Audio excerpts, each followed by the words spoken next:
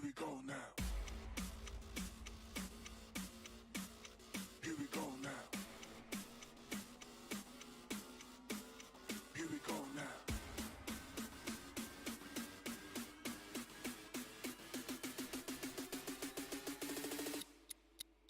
Here we go now.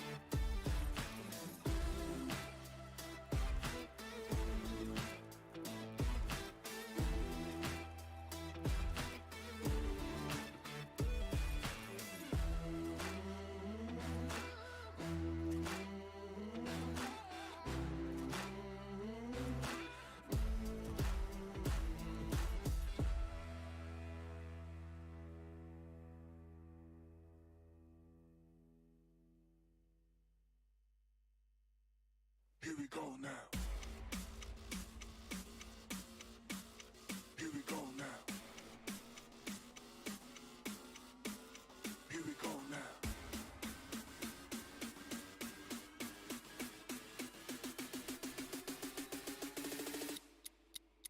Here we go now.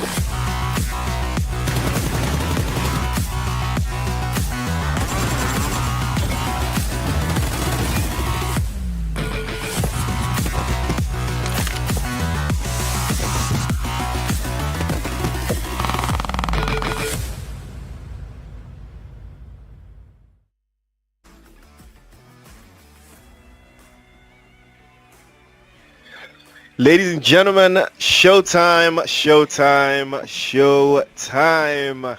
Welcome to the Pubg Mobile Africa Cup. It is Priest on the microphone and I am here with Mitch for the last day of the group stages. It is day 6 and the vibes are immaculate, the vibes are elite as always, and what a time it has been.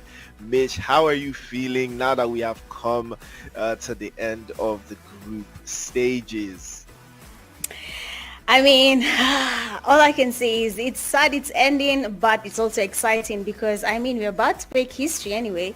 It is the first African Cup by Pubg Mobile. So two types of emotions. If I add the third one, I'll be talking about the players. That is pure anxiety today, Priest. Today, it's going to be an anxious players. Definitely very anxious. But before we got here, we kicked off with the online qualifier sometime last month, and it was a journey around this time last month, about a week. 48 teams did qualify from that stage to the group stage where we are currently in now, and we had 3 weeks of action, or rather we've had 3 weeks of action, today being the last day, concluding today as well. 48 teams and the top 14 across these 3 groups have been split up to give you your grand finalists. Speaking of the grand finalists, we have 16 teams that will be competing, top 14 from this group stage, 1 from Pubg Mobile AIM Africa Cup, or rather the AIM Africa tournament that just concluded as well. The winning team from there gets a slot, and the winner of the PMAC will qualify for 2025 PMGC. But let's not forget, in all of this action, there is some money. Interesting prize money to be won across these 16 teams. The journey so far has been quite interesting, Mitch. Yeah, I know everyone at the end of the day, even if they're trying to make it to PMGC, they're trying to make it to the grand finale and get a piece of the $8,000 prize that is on the line. And of course, if it means camping it out today, then I think the players should show us how good they are when it comes to camping, because $8,000 prize pool is not something easy to come across. And seeing the first place getting $2,000 and the second place getting $1,400 and then the third place getting $10, I think that is where all the juice is at, and the teams should really focus on getting there. Even though from the 4th place to the 16th place, they will be getting a part of the prize pool. At the end of the day, we know everyone is trying to get as much as they can from this group stage in PMAC 2025. As long as they make it to the grand finale, then they can get a chance of enjoying this. Otherwise, it won't be that easy for them. They have to consider a couple of things, including the points that they'll be getting throughout the games. That chicken dinner guarantees you 10 points in total, leaving aside the elimination points, which means one elimination you get 1 point.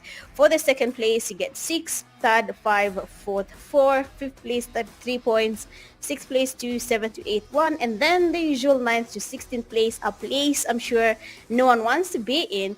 They will not be getting any points once the game comes to an end and they landed in that position. So I'm sure the teams right now are very much familiar with this point system. It is stuck in their system and they're ready to go ahead and try their luck through this. And for today's game, of course, we're waiting to see how the teams will be performing, seeing Group B, Group A, Group B, and Group C are doing, what they will be doing today. What are we expecting from them?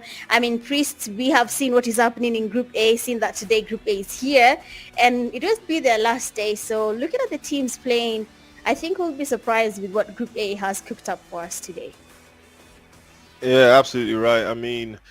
Team Unique, more eSports, 12 eSports, Zeus as well, and the guys from Royal Academy, Neon Rising, all of these teams, and Team Execute. All of these teams have turned things around for themselves over the past couple of weekends, but today is the final day, and they only have one match to play. That is why the stakes are so high for Group A, because they know that once it is done and dusted, there will be no more chances to add any more points across the board. But let's not forget, Group B and C will also play today. One Band, Mercenary Union, 3 Crown Esports, 21st Century Rescue Esports as well, and the Navy SEALs, all of them looking for those extra extra points they will be able to add on to their already collated points over the past 3 weeks. Group C as well, Rejects looking strong after their performances so far. Team Glory and Tribe Warriors, who did manage to get a chicken dinner yesterday for the first time in this tournament and this campaign. They did add a couple of things in there to show everyone that, yep, they have the capabilities, they have something special. Donkeys as well, Final Boss also going to be in the mix to see how possible it will be for them to add a couple of more points for themselves as well. Yeah, I mean, they need those points as much as they can, because at the end of the day, you need to make it to the top 14. And when I look at the overall ranking so far, RJC is still leading there with 119. Zeus not that far off with Unique. 1 point away between Unique and Zeus, 104 points, 103. That could change in just one game.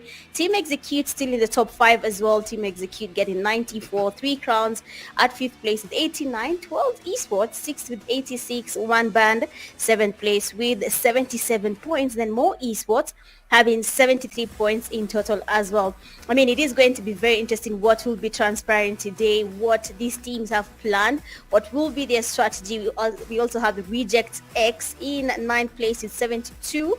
We have Angry with 71, 11th Boss getting 70, Neon Rising 12th place with 69, Temper with 68, RRG 67. That is basically where all the teams need to be lying, where RRG is right now.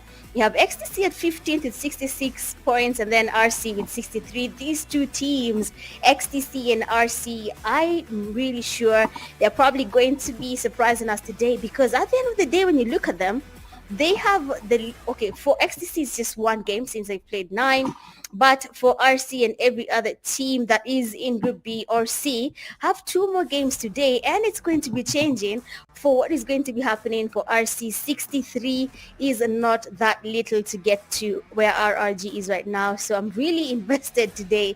I mean, if the other games have not been exciting, what will be happening today, Priest, will just be more of the history we want to talk about coming in PMAC 2025. Absolutely right. It is definitely going to be history. The first set of teams to ever make it to PMGC. This is where it all starts. The Donkeys, unfortunately, I think they fell off.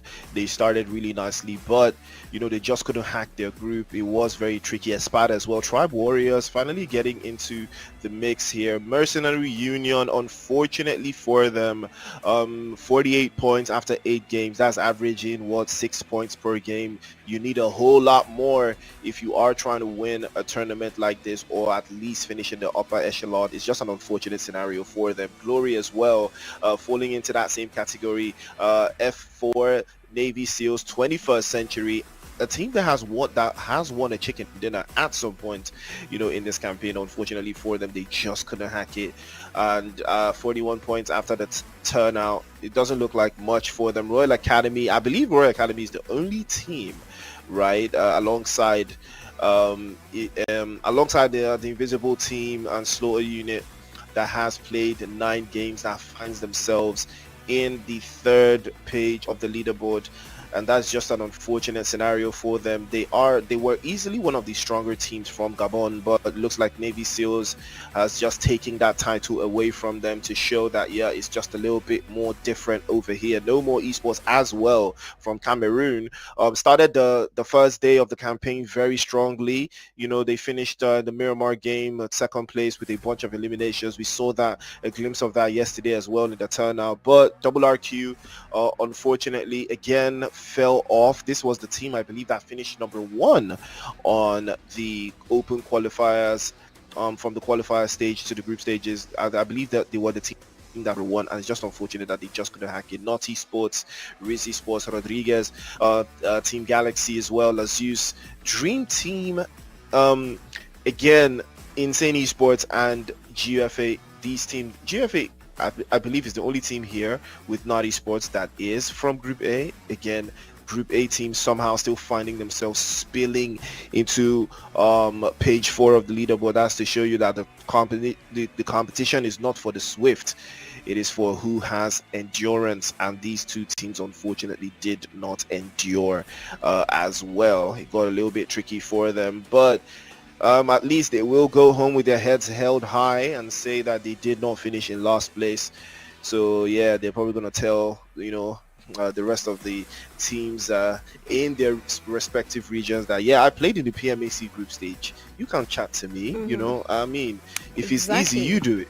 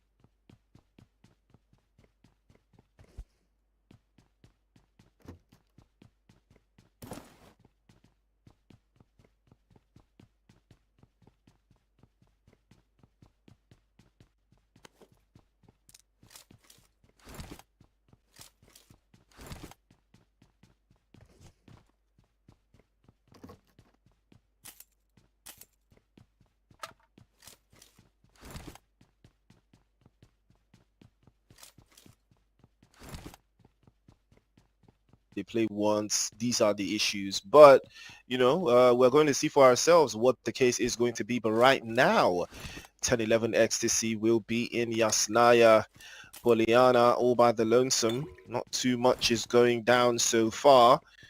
But we will see how far they will take this. Not a lot of bodies inside of the map as well. Zeus is also looking for a way through, sitting inside of the northern corners there. We'll try to stay locked in. But let's see how far they will take this, and let's see how many points in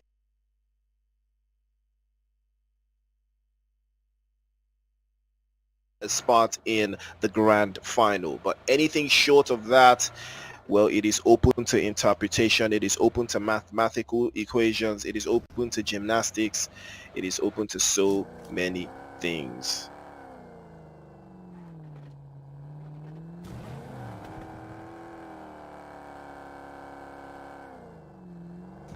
Sorry about that. I mean, a lot of things are about to change here. We're about to see what the teams are going to be up to. It is Group A. It is their first and last game. This is their make it or break it. We cannot say anything else past that. But when you look at the teams, I believe more esports is going away from a fight. They were just really close to RAG. And that fight will have really cost them a lot. If they had engaged and they had lost maybe 1-2 teammates, then maybe that would have been something a little bit different. We'll be thinking about the loss and how we're going to be making up for this, But now they have decided that is not going to be the case. So we thought we were going to be having some early game fights where maybe some teams are choosing pure violence, but that seems not to be the case here in Group A's minds. They are all of them playing far away from each other. They have landed far away and they want to wait for the last stand fights. But I want to see how that will turn out, because if you're not good with the reflex, you cannot make quick decisions on your feet, then there's no way anything will happen according to your plan. But I'm just going to be waiting and see how this does work out for Group A and what calls they'll be making, which teams will be taking on the fast fights, which teams will be basically camping it out and waiting for the last zone fight. I'm really going to be waiting for that right now. Please, it's going to be very interesting what is going to be happening. I'm really interested, to be honest. Today is just that day. Today is absolutely that day. First ton of events we've seen so far. We are short on teams today, but like I said, the race is not for the swift. It is for those that can endure, and these are the real teams. These are the real participants that we have here. Any team that is not here was never really in this tournament to begin with. So I gotta respect the teams that stuck it all the way down. I gotta respect the teams that did see it all the way through there. But Zeus eSports did have, looks like Toga might be away from keyboard. Seems that he will be back. Again, first zone here, bridge camps from slaughter unit. So many different strategies being applied today. You're starting to see if it's going to work out. You will know a little bit earlier than one would require for the positions that you are trying to get into for that first part. But slaughter unit probably have a plan of their own to see this through. Doesn't look like much can be done for them though. But they might want to finish out with a bang. Well, everybody is on the offensive. You already know how far can you close out. It's all about finishing your games, and it's all about finishing your games strongly. Unique. Just a little bit too close there to 10-11 Ecstasy on their rotation outside from that northern position of Yasnaya. You can see Crusader, Bego, Easy for 7, and Trader making their dash across that open field of Gatka and making a little bit of an advancement into the play zone. Hopefully we'll see if they will find a spot in the zone to play out of, though. It's a little bit too early to call. A couple of seconds until zone 3. There will be time to spin the block around. But for the meantime, it is all about the rotation, these positions, and it's all about the execution of said plans. Remember, the top 14 will advance, and it looks like the action is already eating up. Slaughter unit on the receiving end here. Mamba with a couple shots and a double drop. Execute already on the front foot. And we have already started to silence image. Yeah, I mean, Slaughter unit taking on that early fight with Team Execute, and they've already lost their player. I believe Mamba is amongst the best players for Team Execute. He's always there trying to get something happening, but then Team Unique as well. Taking on a fight, they have a GUF that is right next to them in the bridge. I believe two bridge fights today, if there's going to be any team going towards them. But I think cover the player trying to get more here on Nick is not going to be possible. And just like that, I believe it's farming. Because why did they take on that early fight with the game just starting? Now they had the confidence being a take on that fight this early in the game. If that is the plan they're choosing to go with, then definitely okay, it is allowed. And for Neon Rising player here, final boss, that hill climb will not be as easy as he is, because right now Royal Academy is waiting right above the hill here. They are waiting for Neon Rising to make a mistake. And you all know these days you can actually see a character while they swim around. So it is going to be very interesting what happens right now. The players are going to be exposed to the rug team that has basically the high ground advantage right now. They can see them and they can do anything. You can never in water. So that is something Neon Rising should just put in mind and either say, GG's, we surrender, or swim their way out of here. But remember, Priest, these days in PUBG, you can actually see someone making their way around the water. Oh, well, that's an interesting turn of events here for Neon Rising. It's an unfortunate way to kick things off at all to begin with. And things might not be looking too ideal here. More esports and Team Unique are locking horns. Madman has been knocked away. Demonic once more, a little bit more than one would think. 10-11 Ecstasy also receiving damage from the guys from Zeus Esports. Now things are looking very, very unorthodox right now. Demonic is trying to close this down. And there's more action where that came from. Mahir has been knocked away. Slaughter unit still in the vicinity as well. Blade wants a little bit more to close this down. There's more action getting sent over, and 10-11 Ecstasy are crumbling, and surely that might be the end of the road for them. There's two players knocked away here. Doesn't look like they will survive this encounter with Zeus Esports. As Easy for 7 goes down to the Mini 14, 10-11 Ecstasy will be crashing out of the PMAC. If they do not find their way through. Demonic still knocked away here. More esports capitalizing on this, and it doesn't look like much, but Demonic has not been able to find a way to get picked up, though. Things are not looking too ideal for them, but they will decide to hold the line just a little bit closer to the edge of the circle here. Yeah, I mean, it is unfortunate that we are already losing teams, seeing where they were in the overall ranking.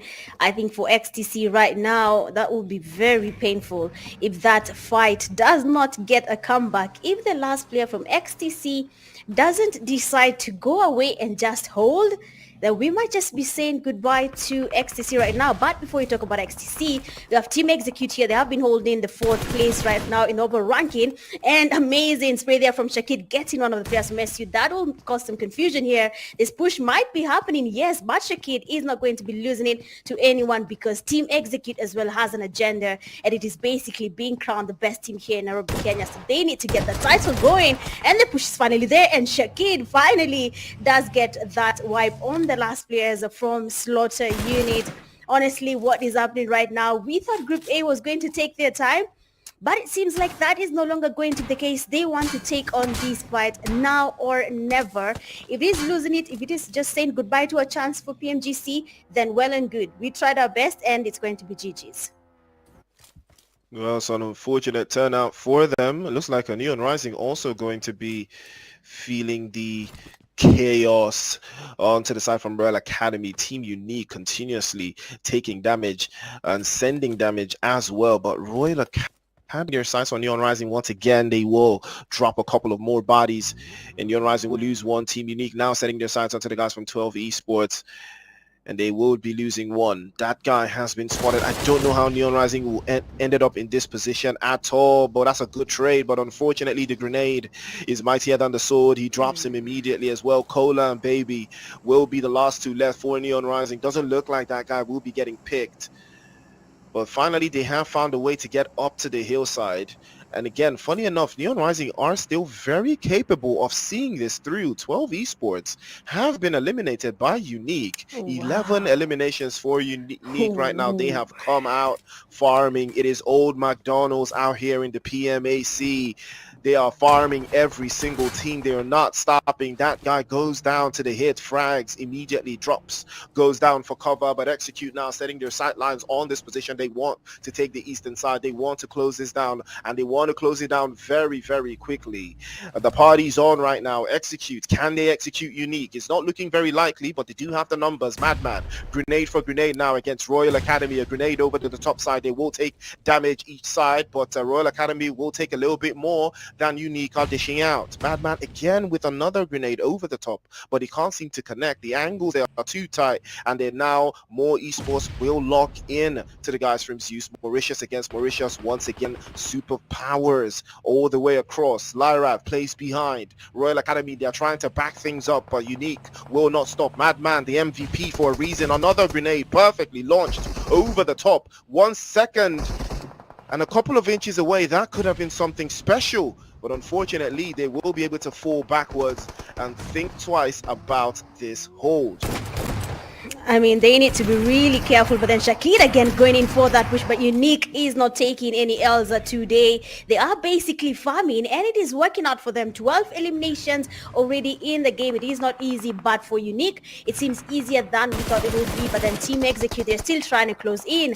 Royal Academy player that is right here, so he is supporting them, trying to get the sprays there, trying to get something happening, but honestly, nothing is changing for Unique. They are trying to get some confusion here for Royal Academy. They need to stay focused, because all these teams are here. Team Execute is in the building.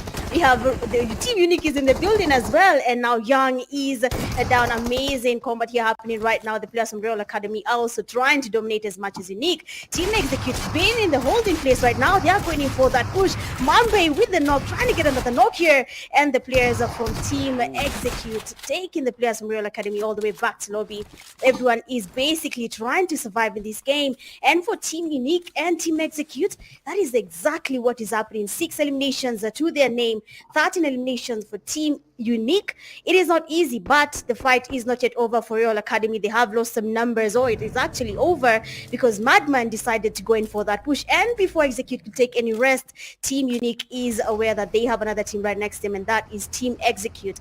They either choose to go in for that fight, or they will be waiting for them around the edges here just to make sure Team Execute's rotation will not be taking place. I mean, Priest, we did not expect this. We thought the teams, it was either two sides. Unique chose the upper one. It chose the violent side. But every other team right now is also trying to think it through. Are we really going to be fighting, or let's wait? Because everywhere in this map is pure chaos. No one is resting. No one is resting, and you know what they say, no rest for the wicked. Somewhere in the Bible verses.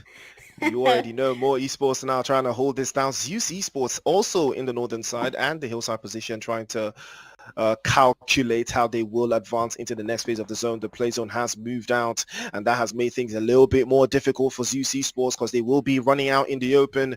If they do not have enough vehicles, this could be very, very treacherous for them going forward. Down to 16s as well, but it looks like it's Bego against Blade, and he might be getting dropped off. He does manage to get Blade, and he might be sending him back into the lobby immediately. A grenade from Mamba might close this down immediately. Surely Bego will be going back into the lobby. He does go back at the hand of Logic, and that will be the end of the road for 1011 Ecstasy. 4 points to the good. Did they do enough? I don't believe so, because their points are just too slim, but Bego has put at least something on the table for the rest of his team. Hopefully that will see them through at least to some extent, but right now more esports will try to hold this down and try to add more points, with Zeus esports just lingering in the background. Logic looking for a way through to close this up from that hillside. Again, more esports looking very comfortable. Unique even looking more comfortable. 15 eliminations absolutely ripping it all the way through, and Execute also down to a single player to Mamba, and he has tried to make a rotation a little bit closer there, but he might be spotting the guys from Unique from the hillside, and that will give them a little bit of an opportunity. But let's not forget, Neon Rising is still on the clock, and they've got Cola and Baby working hand in hand. Their rotation has been seamless. It's just unfortunate that that guy and Final Boss went swimming a little bit too early, and they went sleeping with the fishes.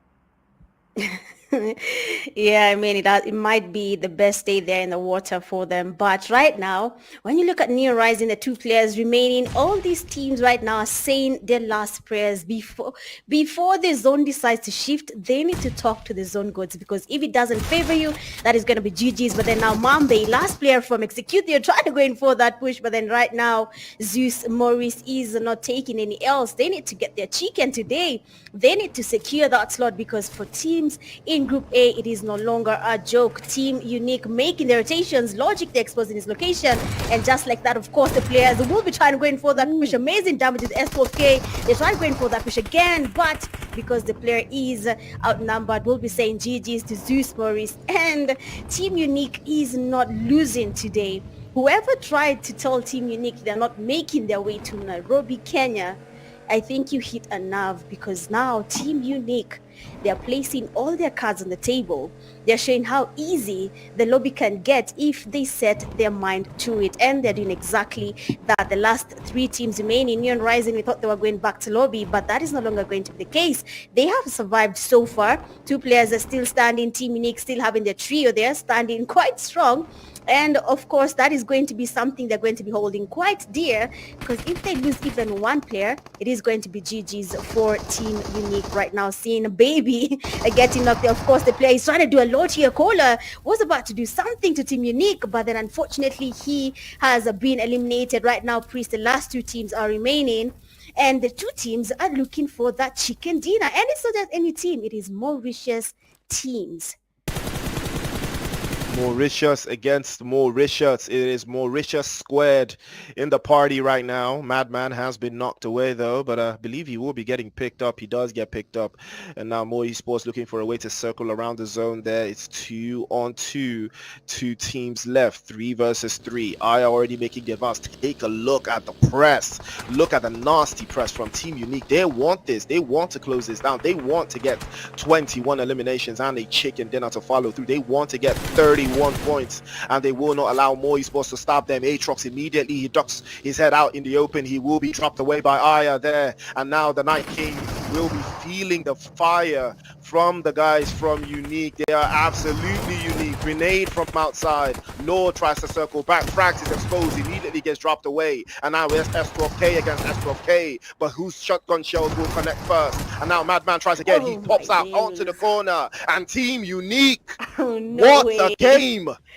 Chicken dinner 21, and I'm not talking about Savage. It's 21 eliminations. Team Unique, my word. Have a word, referee. Have a word. Chicken dinner, have a word. Team Unique with the Madman in front. What a performance. Absolutely incredible from Mauritius. Incredible performance. Wow. I am still surprised, to be honest. What was happening in the lobby is something I am still trying to put my head around, because when you look at Team Unique, we did not see them resting at all. That is very interesting. Even though that chicken slipped their fingers, it was this close. They almost had it, but there can only be one shotgun master. We cannot all of us be really good at the shotguns, and it happens sometimes. Honestly, that game was what? There's no way Team Unique did that by themselves, and it is just the group stages.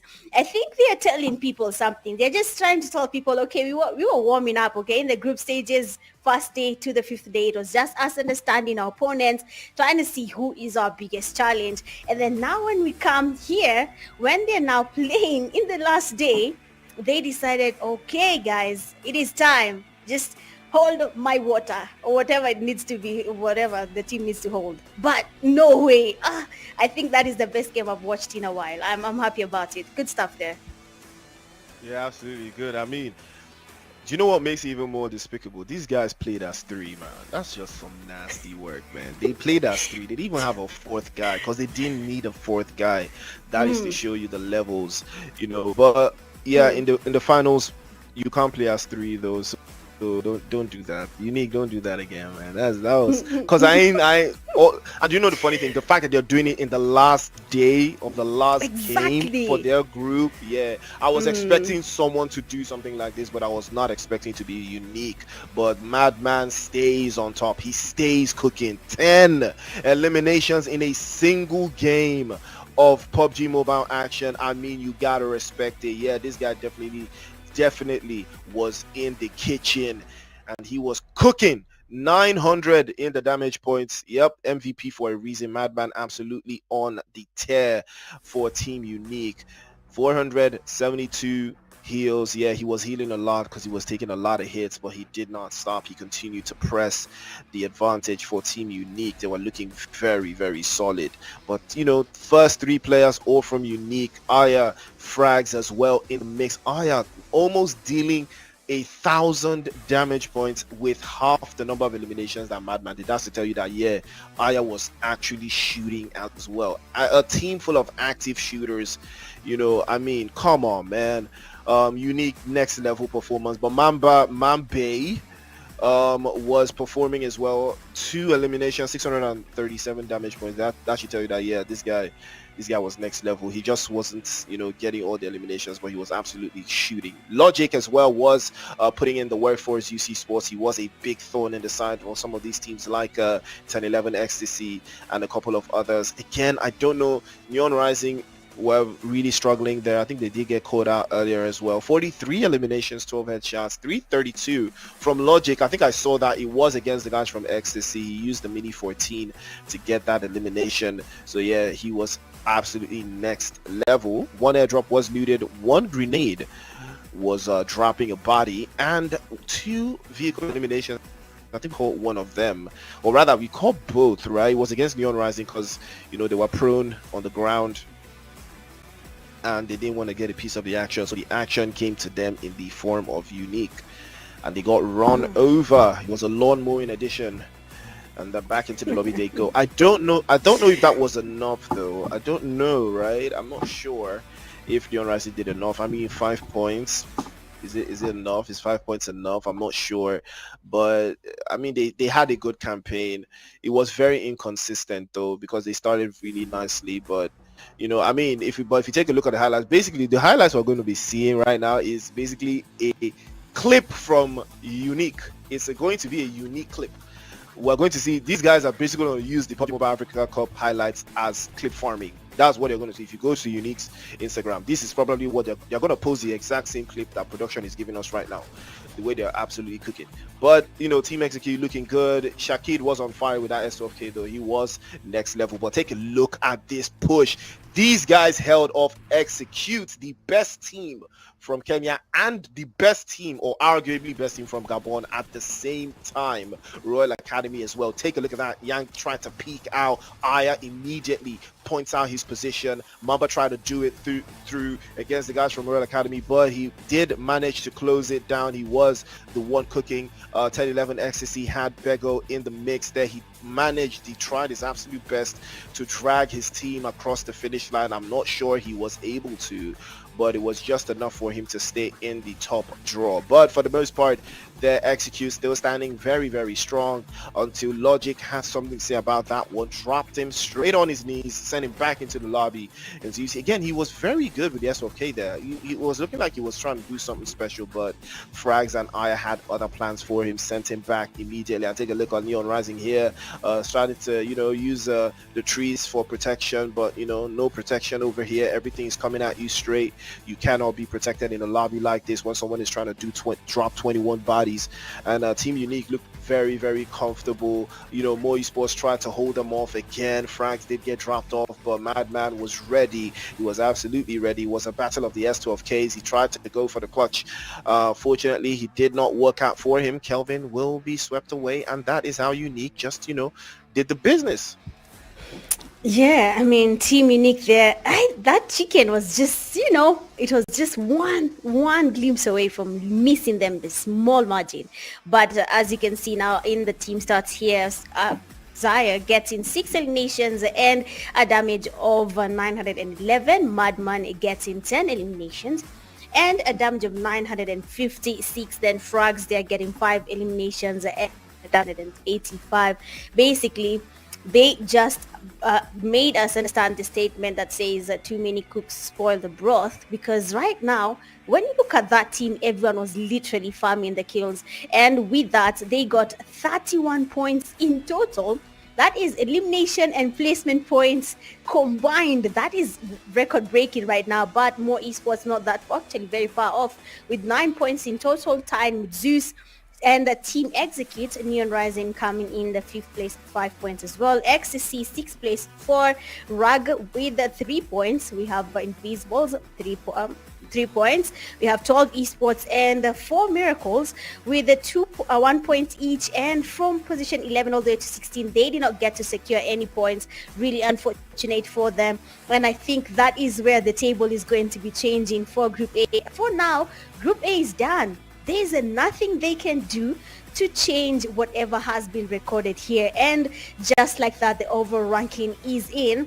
Team Unique with 134 total points, but they cannot sit pretty up there, because when you look at RJC, 8 matches played, 119 points in total. They have 2 more games, and you've seen RJC farming, so that is going to be changing soon. Zeus getting 113, together with EXE getting 103 points as well. 3 Crowns Esports, 2 more games for them as well, with 89 points in total. 12 Esports, 87.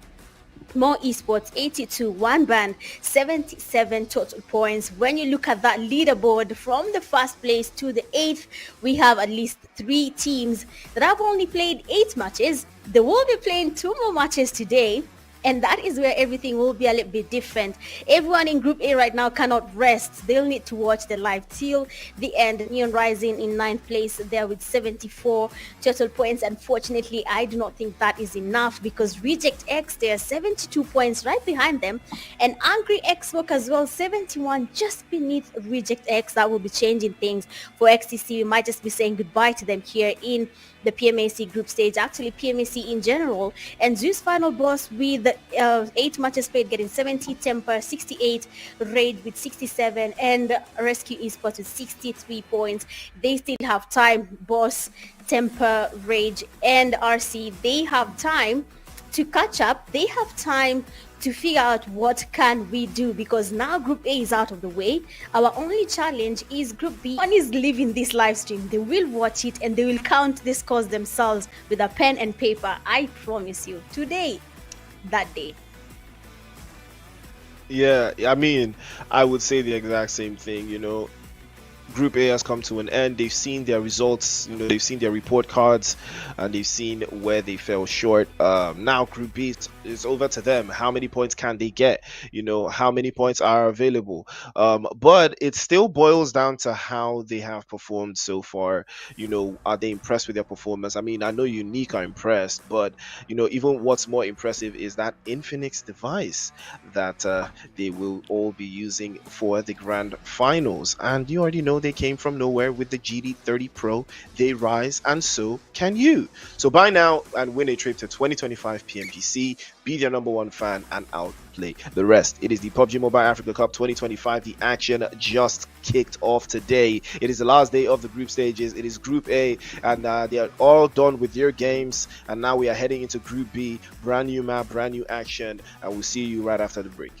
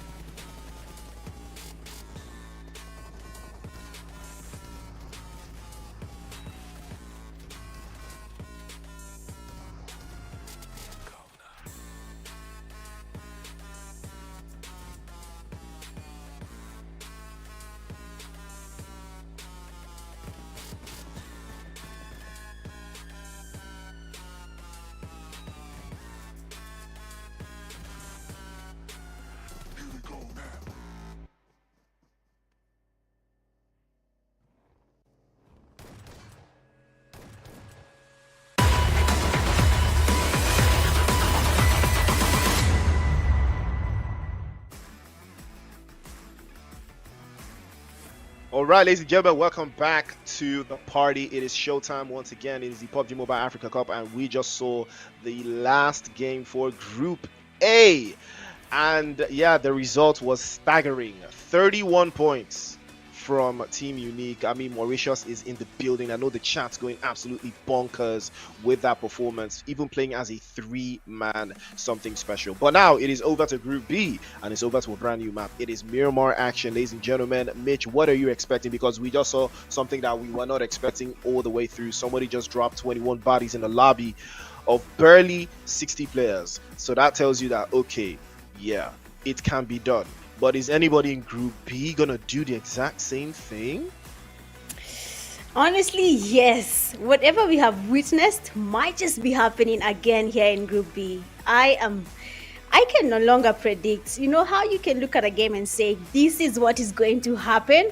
This is the first time I am as confused as our fellow viewers. I don't understand which team is going to be leading anymore.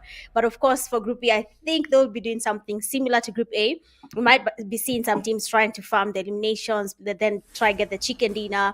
Beating Unique might be hard, but someone might try to top that off in Group B or even Group C.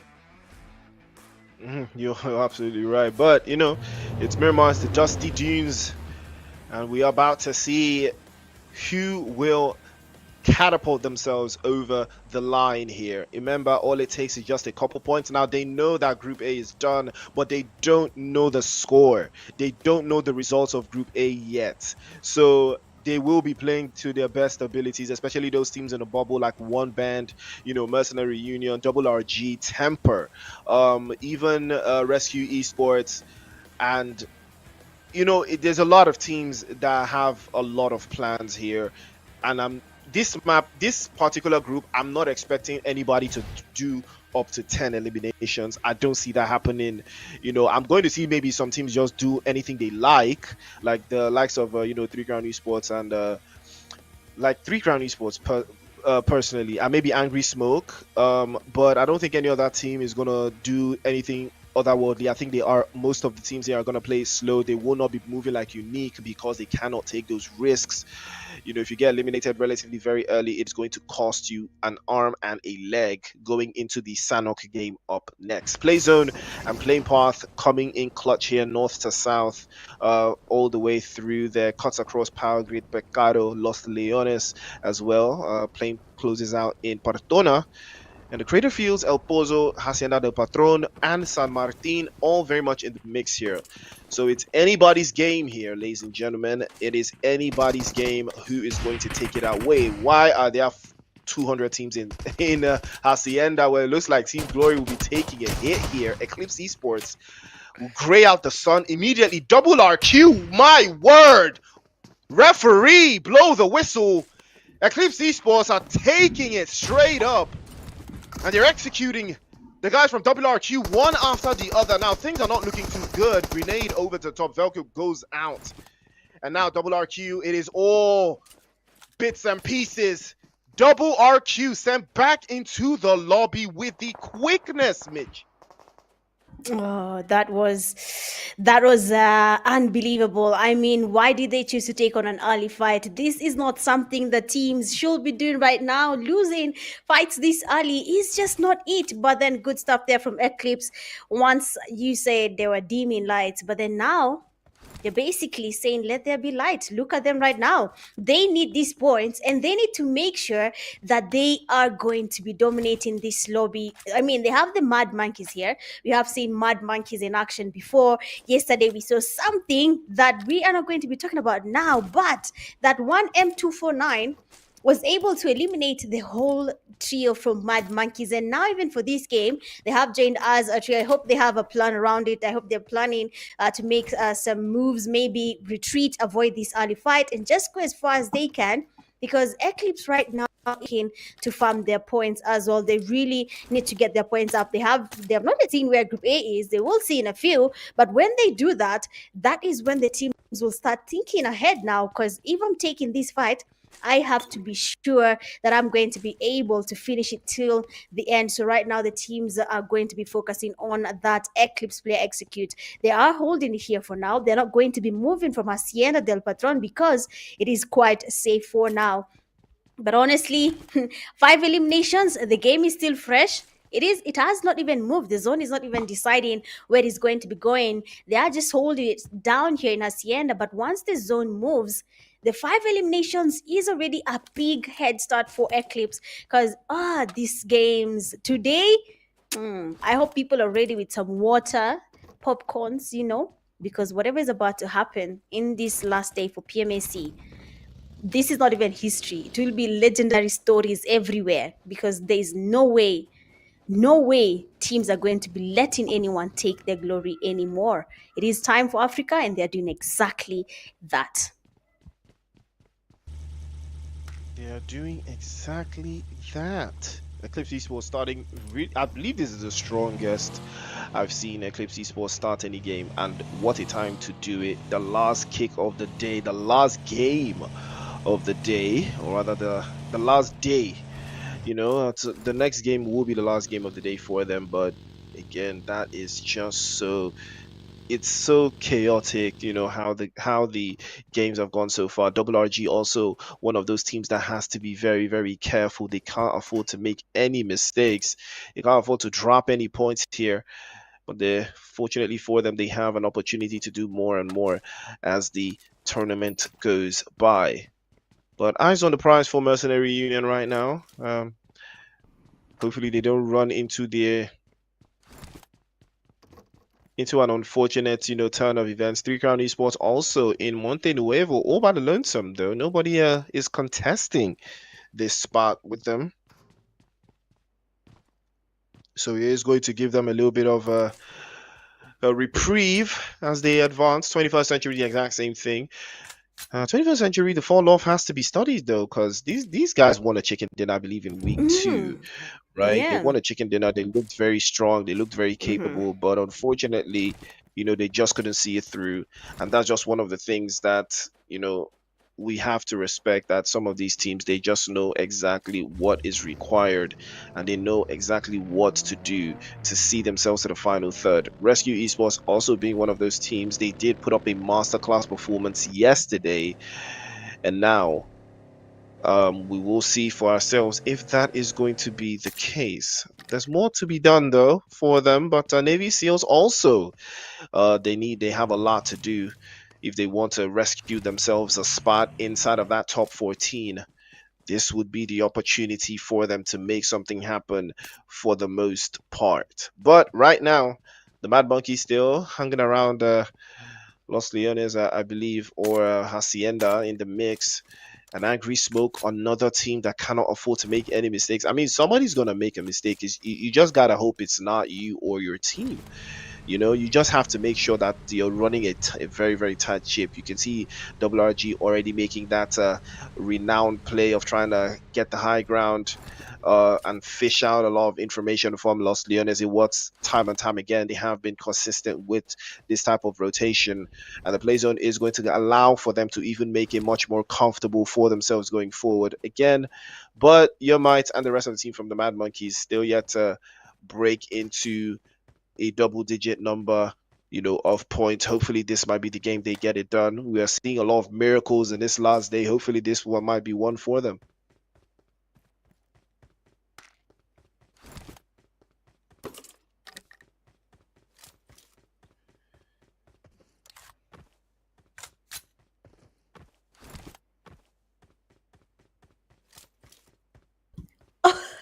Oh, yeah. I mean, for the Mad Monkeys, it is going to be very interesting to see how they're going to be handling their games, seeing that the games are progressing quite well, but for them being down one player is a little bit interesting how they're going to be catching up with that, seeing that so far they have not been really performing to the best of their ability, and I hope they're going to be changing that soon. But for Three Crowns Esports, they have been basically the reigning champions here from Nigeria so far. They have been holding their place in the first page of the overall ranking. So I believe that is something they're choosing to stay with. And with these last two games for Group B, if they decide to play it a little bit aggressive here, get their points in the eliminations counting, and then maybe focus on that chicken, then Three Crowns Esports might be making Nigeria proud for quite some time. But we'll be seeing if that's going to be the case or not. They are making their rotations towards the zone. It is going to be quite damaging staying here in the blue. So making it to the safe zone now will be the best thing. Looking at teams like Rage Esports, Angry X Smoke, One Band, they have the zone with them. But every other team right now, they are making their rotations towards the safe zone. And if Rage Esports decides to hold it there, then maybe something will be changing. A lot of bloodbaths will be happening by the edges. But now, Three Crowns Esports are taking on the fight against 21st Century. One player is down. And of course, that will be something Three Crowns Esports will be choosing to use as the advantage right now. 3C needs to get that push happening. They need to get the full stand-in for 21st Century. One player down. They have split all across the place here. They are not even in the same place. So one knock is basically disorienting what 21st Century is trying to do. And of course, because they're not close to each other, one player will be going back to lobby, another player is down. That is Light. Two more players are standing, and it might just be GG's for the 21st Century. And the aimbot, they are trying to get the revive. 4 is down from 3 crowns. They're getting the revive, but then Quila here trying to get the rotation, trying to see if we can get some pressure on 21st Century before the revive is done. But unfortunately for 21st, Owner with the flank here is able to get a knock. Next is again getting closer to his teammate, trying to get some cover, trying to cover some grounds here. He wants to be able to get more knocks, but then unfortunately but if you do not have enough utilities, avoid the fight. So one player remaining right now from the 21st Century, that is aimbot.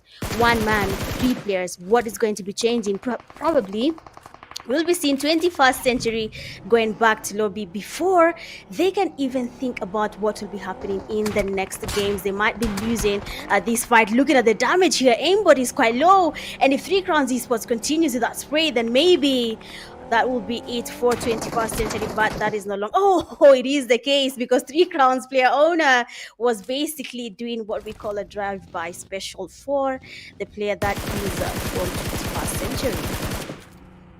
Yeah, I mean, it was a very, very bad position for 21st Century. 3 Crown Esports had much more defensive cover. That is why they could get their players picked up even after the knocks came through. But unfortunately, it wasn't going to be the same case for 21st Century. They were caught out in the open, not enough information. 3 Crown Esports, they thrive in situations like that. At 21st Century, they just unfortunately couldn't hack it with that position they had.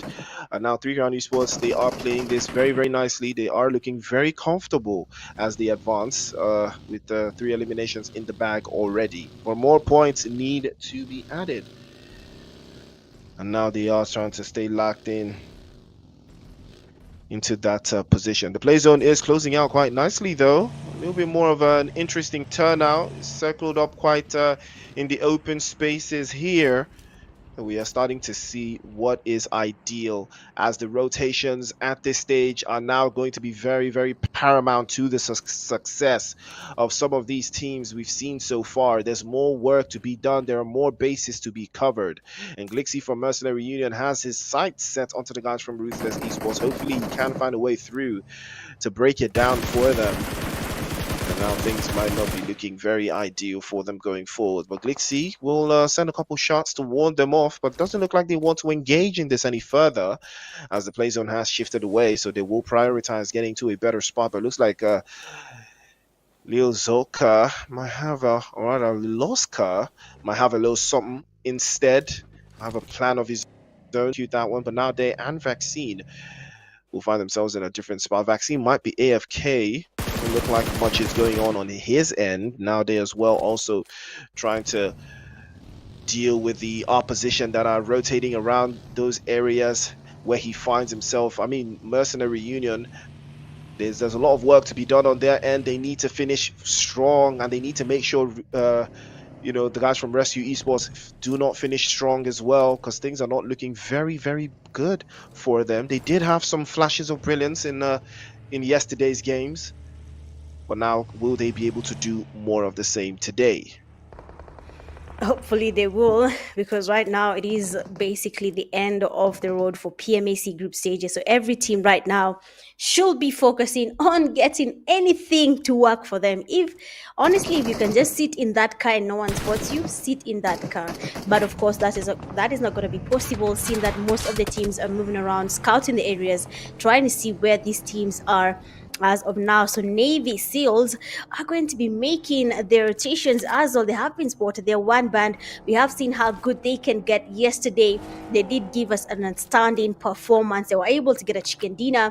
So I hope they're going to be looking for more chicken dinners. Then maybe they will be staying on the top 14 slots longer before we can say goodbye today. But for now, most teams are playing it a little bit safe here in Group B. No one wants to take on the fight. Most teams are just holding compounds. They're waiting for the fights to come to them. If it doesn't, then you will not see a team going towards any fight. Most of them are playing it really slow. Might be a good strategy, but for how long? As soon as the battle begins, will you be in the best and safest place at the end of the day? Will you be basically a place where no one wants to be, basically the dead zone of everywhere? But if you are figured it out right now and you know where you want to be, then maybe your calls on playing it slow might just work out. But for now, only two teams have made their way back to the lobby. A couple of them have lost a player. Some are less in terms of numbers. I mean, Eclipse has only two players remaining, and we've seen it's actually possible for teams to do the impossible. For example, Team Unique getting the chicken dinner, just being a trio. So we cannot judge Eclipse for now. We'll just wait and see if the numbers being just a duo can lead them to a chicken dinner, or that notion only works for Team Unique. So right now, most teams are looking to get that rotation happening. Most teams are trying to figure out which places are the safest. And you talked about MU and Rescue Esports, and you can see what right now in Rescue as well. Yesterday they played a little bit different. They tried to get the elimination. Rescue was really trying to push their points up, but today it seems like RC and MU, both of them know what's at stake. They know they need to make it to the grand finals. Yes, they're in Kenya, but will we be playing in PMAC, or will we be part of the crowd spectating PMAC? Valid question. Where will you be when the PMAC kicks off? Are you going to be a part of the participants, or are you going to be a part of the spectators? It's all a matter of perspective. Navy SEALs, on the other hand, making a little bit of a tantamount rotation close by to the guys from Rage. And Palabala probably has a sideline on this. Overgab again. They are looking very good here, but it's going to be a hard defensive line. They are going to be caught out in the dip. It looks like one band could be in some trouble here. Titan will trade one back, Execute getting knocked away, and Ocean has to be careful here. Goat has been knocked away, Execute as well has been sent back into the lobby. 5 eliminations, and one band, they're very comfortable with this. They want to take this on. And he spits all the way right through. Titan gets his angles, and that will be a wrap for him. He will not survive that ordeal. As he goes back into the lobby, one band will add a couple more to their number, and that would be their first elimination of the game. And right now they are looking good. 10 teams left, 38 players in the cut. And now the party is on for the Emperor. He starts to rule against the guys from the Mad Monkeys. They're dropping one after the other again. Mad Monkeys struggling to break the seams here, but things are not looking too good for them either. Ruthless Esports have their own sightline onto those positions that they are closing in on, and they are looking very comfortable, playing in a little bit closer towards the western side. Dust Free will bite the dusts of Miramar as he goes back into the lobby, unfortunately.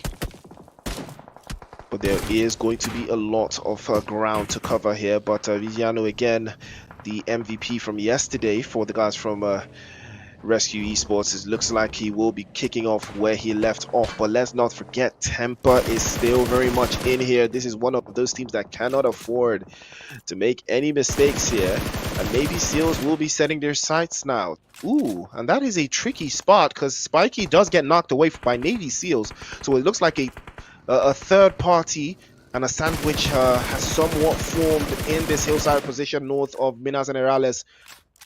And there could be trouble for Rescue Esports. They have a player knocked away, and they don't seem to find a way to getting picked up. The play zone already very, very clear on the autonomy here. Navy SEALs looking very good, just in a central position in La Bendita, and everybody has their own plans right now. They're looking very good. Same with Rage, also looking very good. Mercenary Union going to have a very, very tough rotation to make. Same thing with, Ruthless Esports playing it a little bit towards that west and the southwestern region, deep into the south as well.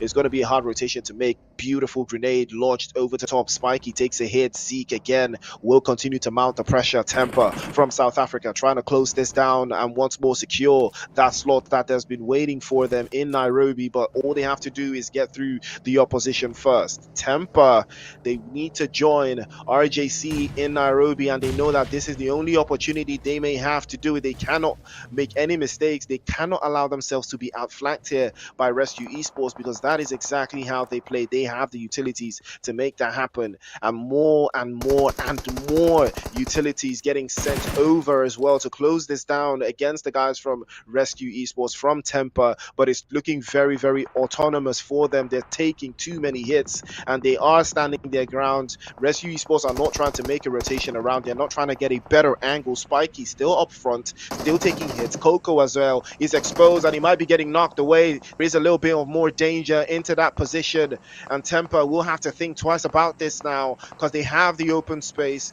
Ruthless Esports also taking hits, but it looks like Temper will not be backing down either. Good use of the utilities there, and the bait and switch immediately as well from 1000 Aura. Beautiful ICM 416 will slap the skull of one of the players from Temper. Now it's Coco that's been knocked away. There's trouble right now because this is a perfect opportunity for them to breach this position, and one band also crashing a little bit into the party. Vigiano with a grenade over the top, and Temper could be in trouble now. They will lose a man, and all of their plans are starting to crumble under the disguise of the guys from Rescue Esports. And look at the position from 1000 Aura. Emperor once again ruling against his subjects, and the subjects of discussion this time is Temper. Will they be able to hold it down? A grenade and a couple shots sent back into the guys from Rescue Esports, but unfortunately Temper will crumble under the pressure of 1000 Aura, and Captain will be the last one left. He's taking hits as well. One band in the mix in the vicinity trying to close it down, and now Captain peeks out. He falls for the bait. He falls out again, takes more hits from 1000 Aura.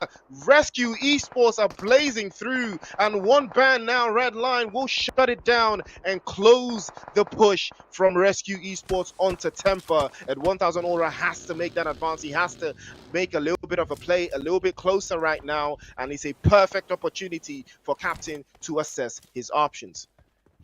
I mean, Captain, where he is right now, will be forced to do something rather than stay here. But the players from Rescue Esports are quite aware that they have a player that is really close to them, just that they cannot be sure where he is. But as they try to figure that out, we have Mercenary Union taking on Rage Esports.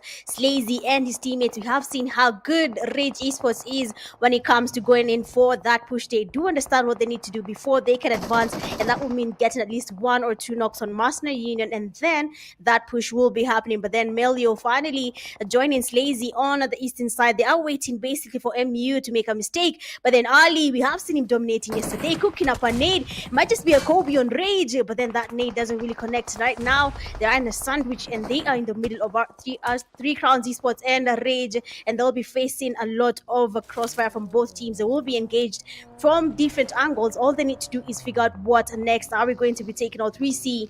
Are we going to be taking on Rage Esports? Otherwise, for MU, they are in a fix. They are trying to scatter out the place. Beautiful distraction.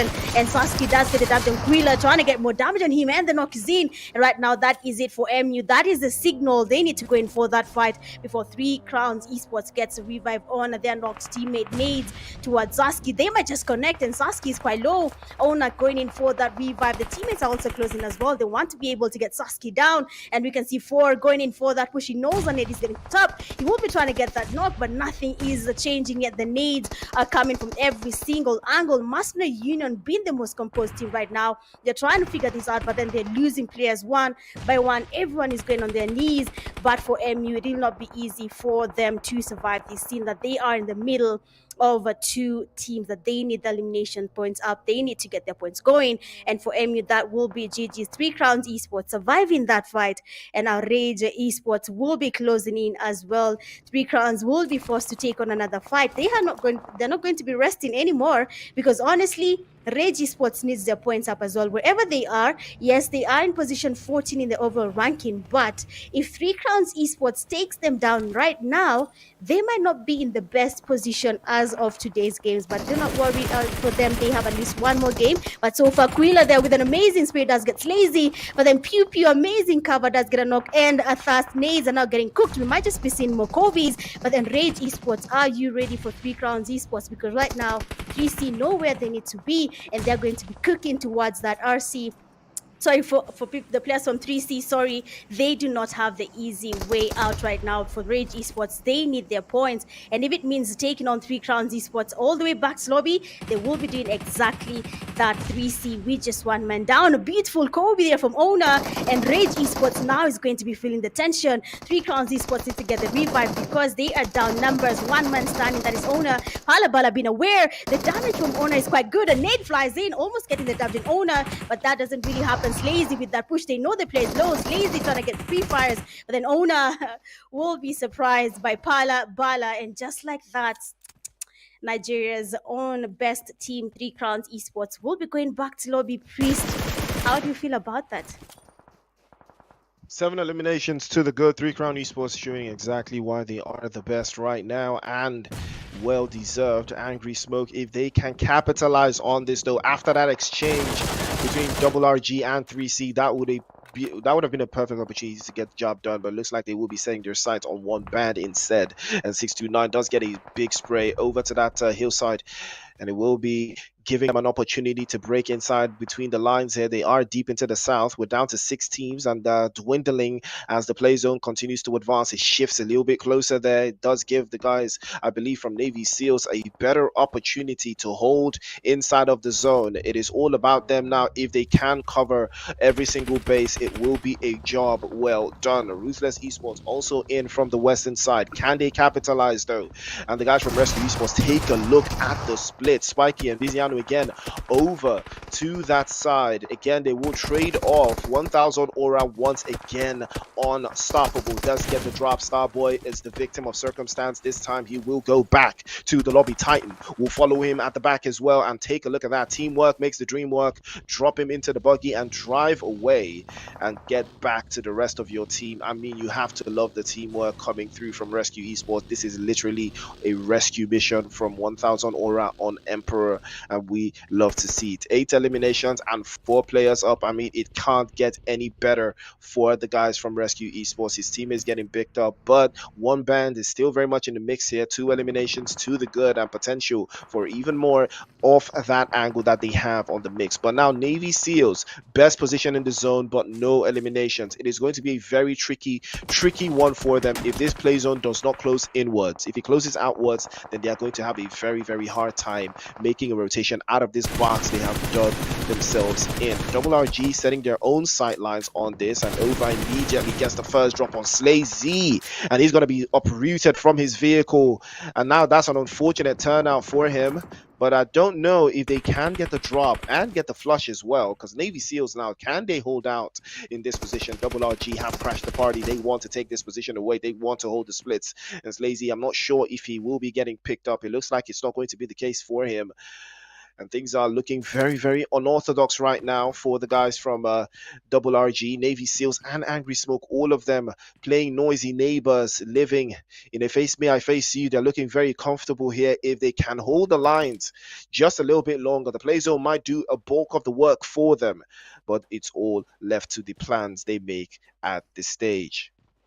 Yeah, every single call that they make will be the most important for now, seeing that they are basically surrounded. This place is about to be very much crowded, but for Rage Esports, they are not looking to lose this fight. They are playing it safe. Pew Pew is not engaging at all. Probably the best thing right now, but for his teammate Melly, though, he is on basically the aggressive side. He's trying to get at least one knock for Rage Esports, and then maybe they can go in for that push, try eliminate as many teams as possible, because right now, if this place gets too crowded, we might just lose a little bit more than we're expecting for the teams here. But then Rescue Esports is still lacking around the edges here. They're waiting for teams to make a mistake. Once you go outside this compound, RC will be third party in this fight, and they'll be trying their level best to be able to get at least 1 or 2 kills before anyone is able to spot their position. With just 5 teams remaining, anything could happen. With just 5 teams, we cannot even predict who is going to be the winner. And as you can see right now, RC using the high ground to the advantage, taking on the players from RE,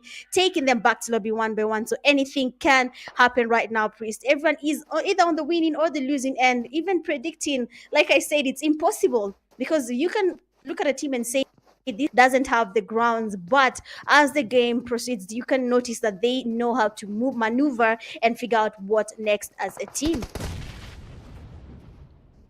It's all about figuring out what's next, and that grenade will figure out what is next. Akaza going the suicide bomber route, knocks himself away and the enemy in the same fell swoop. But RG could capitalize on this, but they do have 2 players knocked away, so he will have to prioritize who he's picking up first. The play zone does not favor either of these teams. Rescue Esports are just waiting outside to pick up the pieces, and this is what I talked about earlier. Navy SEALs are going to be in big trouble if this play zone closes outside, and it looks like it might just be because Rescue Esports have the hillside and they have the entirety of that north to themselves, uncontested, and they have a sight line to every single opposing team. All they have to do now is wait it out. The patience will pay big and huge dividends for them. Spiky already trying to send some shots over to that open first story window. A couple shots through, sent through to S629.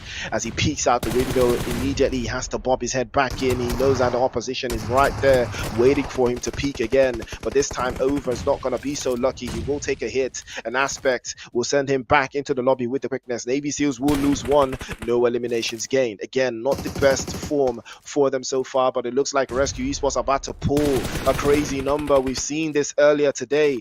We are going to see it again. Viziano again looking very comfortable up off to that side. He has been absolutely incredible. But you know, for this game, 1000 Aura has just been that man. He has been next level for Rescue Esports. All he has to do now is see this through. The grenades now starting to fly. If they can find a way through, it will be a job well done. Palabala and Melio now trying to circle back. Akaza has been picked up after that terrible blunder of knocking himself away with a grenade. But Melio will not be stopping here. He has been spotted. Same thing with Palabala again. Shiano again with a more vicious spray over to that southwestern side. They are trying to hold so many teams, though. Hopefully they do not get caught out. Emperor and the rest of the team here, they're looking very comfortable on the hillside. They are not giving any quarters, no mercy at all. The bullets starting to fly through the play zone, starting to hurt one after the other. Rage will not commit, but Melio will be a victim and he will go down. We're down to 14 eliminations now. It is not the worst performance in the world at all. The DBS will strike right through the window, getting the job done. Navy SEALs again, no eliminations. Wow. All they did was rotate into second place and give the chicken dinner to Rescue Esports. I mean, winner, chicken dinner, Rescue Esports there. They had the high ground. They used it to their advantage. And now we can say amazing comeback there from RC. All they needed was a chicken dinner and a good number of eliminations. And then maybe they will be moving up that leaderboard. That challenge between MU and RC is finally coming to be quite clear.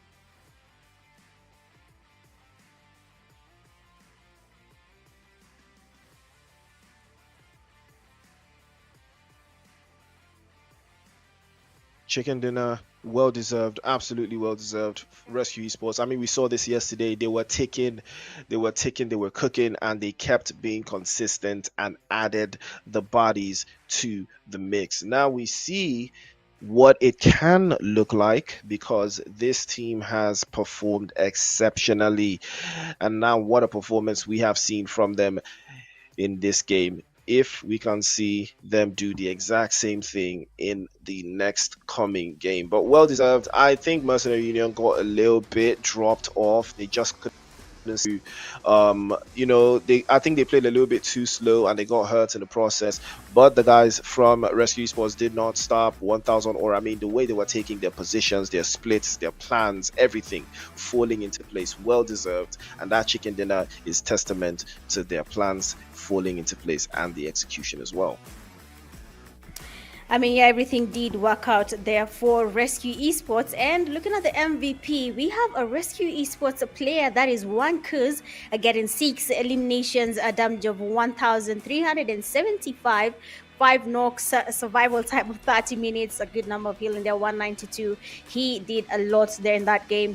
For RC, they really did figure Miramar out. Yesterday, they almost got the chicken dinner. They missed it by a small margin, but then now they have finally been able to close up that margin. Looking at the top players, we have RC in second place. You have Rusciano with the 3 eliminations, a damage of 649. Third, we have Rex, that is Vaccine, getting 2 eliminations and a damage of 611. Fourth, we have Eclipse, 3 eliminations and a damage of 594. And then in fifth place, you have 3 crowns with the Aquila, getting 1 elimination and a damage of 578.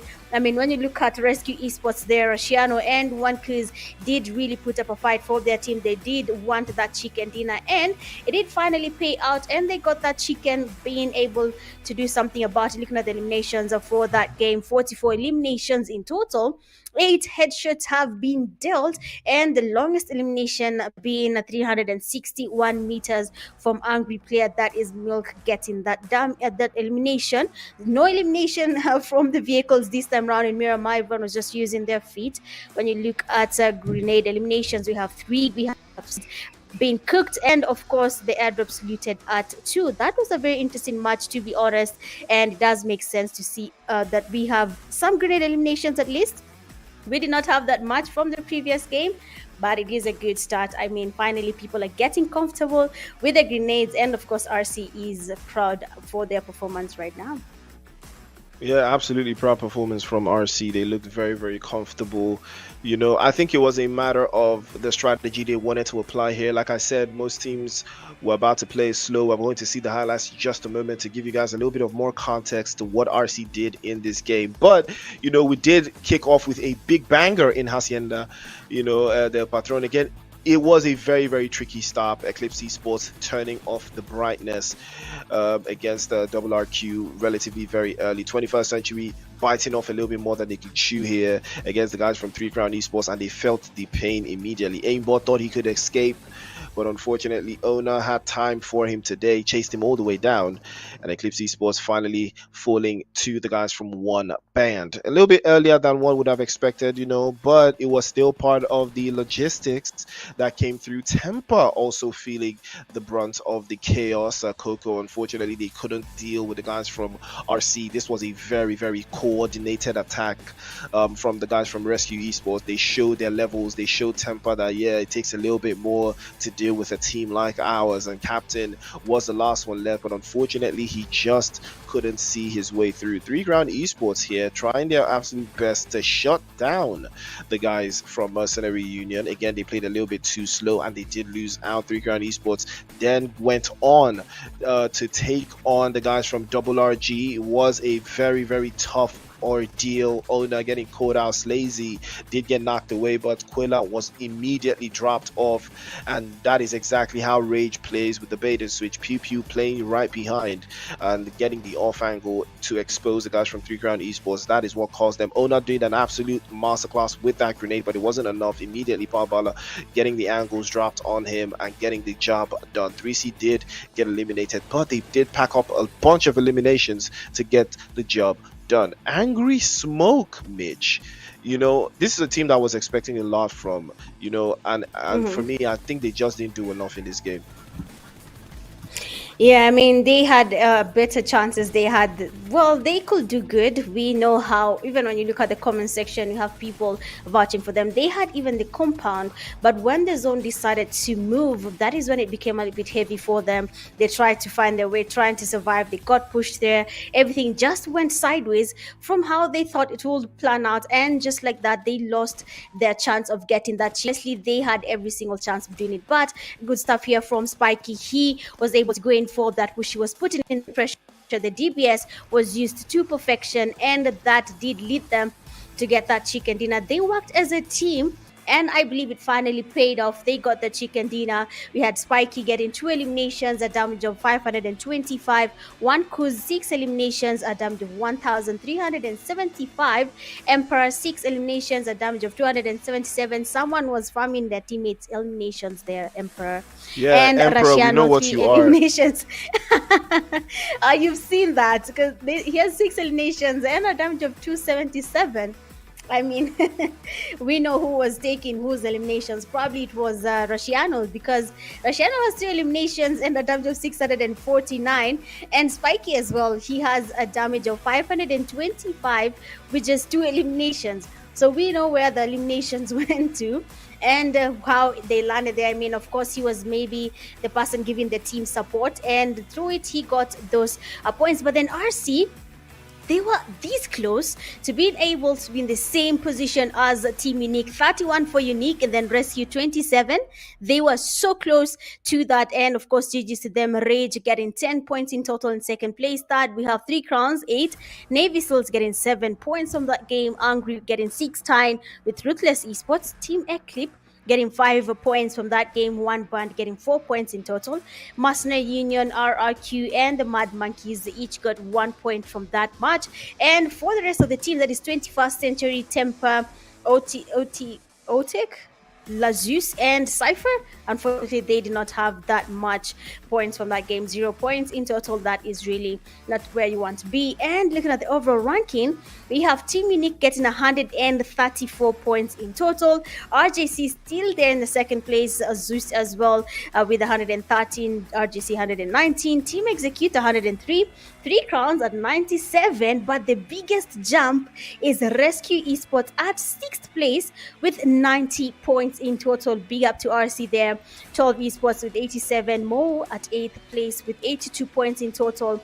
And the one band almost getting their groove back, but this time round they were not able to do so. 81 total points for now. RRG, that is Rage, 77, tying with Angry X Smoke. That will be a very intense battle coming next game. Neon Rising with 74, Rejects X 72, XTC Boss tying there with 70, and then Tempers are getting 68 points. I mean, a lot is changing right now, and honestly, the teams need to get their game up, because without that, it is going to be GG's for most of the teams now. Yeah, absolutely right. I mean, 10-11 XTC, you can see them sitting exactly in 14th with 70 points. Final Boss still yet to play 2 more games. Tempa still have a game in hand, and there's a lot of jobs to be done here. One band looking very good so far. Nine games played, 1 more to go. Ladies and gentlemen, it is the PMAC, brought to you by Pubg Mobile and Infinix, the Pubg Mobile Africa Cup, your one shot to PMGC. You already know the action has kicked off. 2 games down, 3 more to go. 3 rigorous games of who is going to come out on top. Well, we are about to find out. But ladies and gentlemen, do not touch that dial. We'll be right back after the break to bring you Sandhawk and match number 2 for Group B.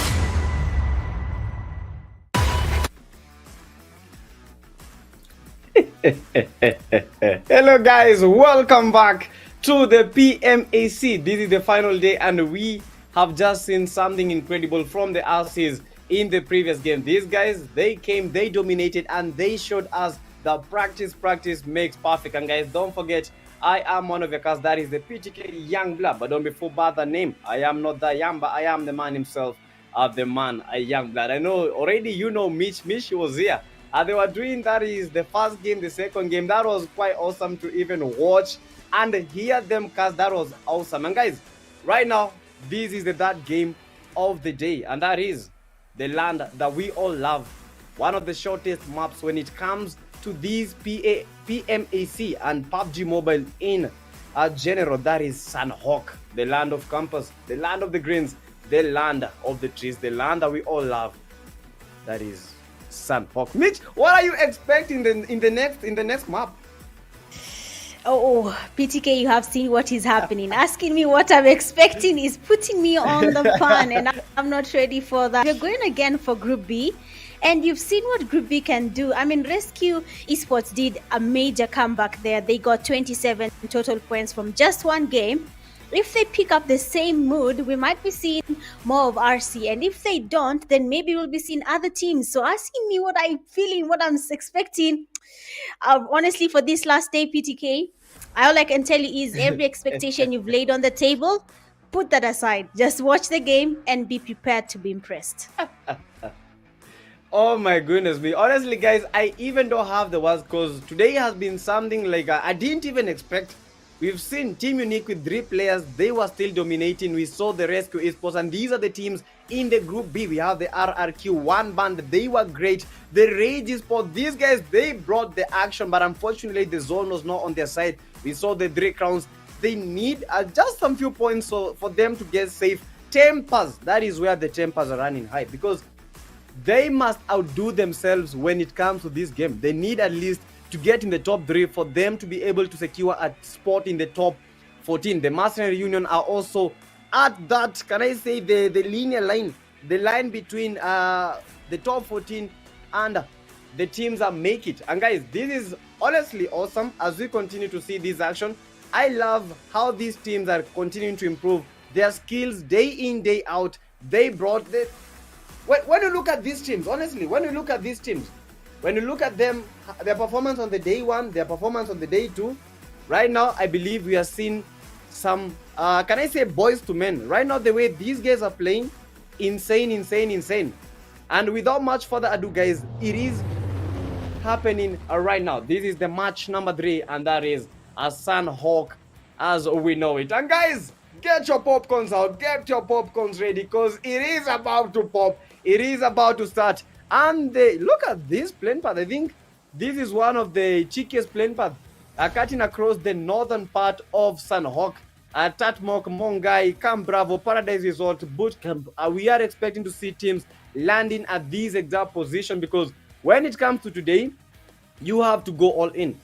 There is no time for you to wait. You just have to go all in, get those eliminations, get those placement points, and get that survival time because you don't have any other option. If you don't do it right now, other teams are going to be doing it for you. And as we continue, don't forget, guys, we need that cheer from you. Cheer for your country, cheer for your team as we continue with this action, Mitch.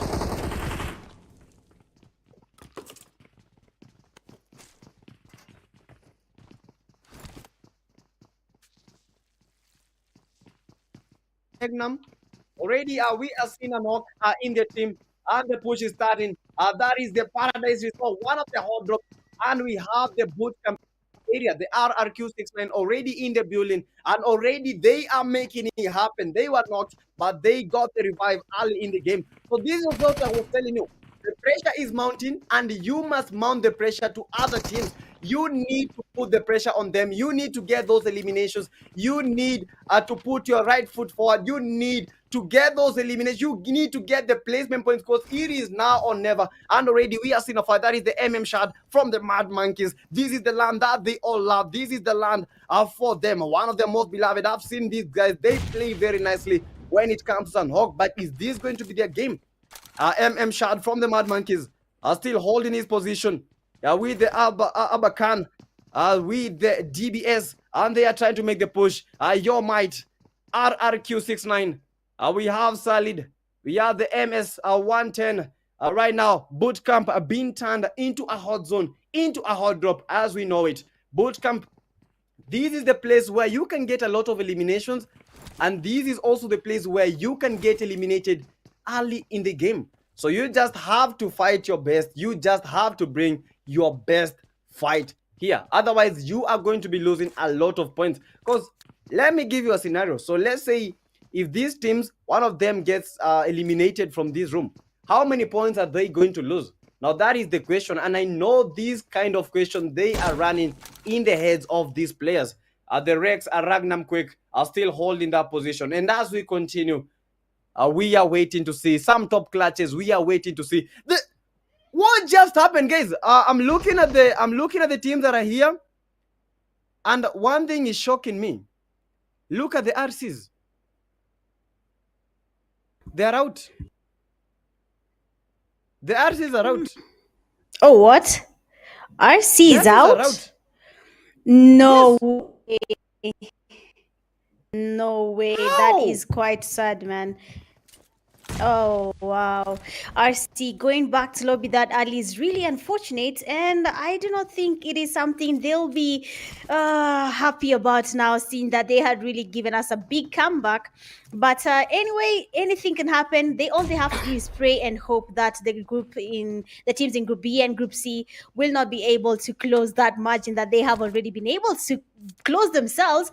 But if they are not in that position and anything happens, then RC will be quite unfortunate. But then now in bootcamp, we have two teams here. That is RRQ and that is the Mad Monkeys. Yomite and his teammates will be waiting for a chance to see how they can be able to engage without losing anything, without losing a player or so. But let's see if that's going to be the case or not. So far, PTK, you have seen what is happening. All the groups, Group A, being able to finish their games. Group B, this is their last game.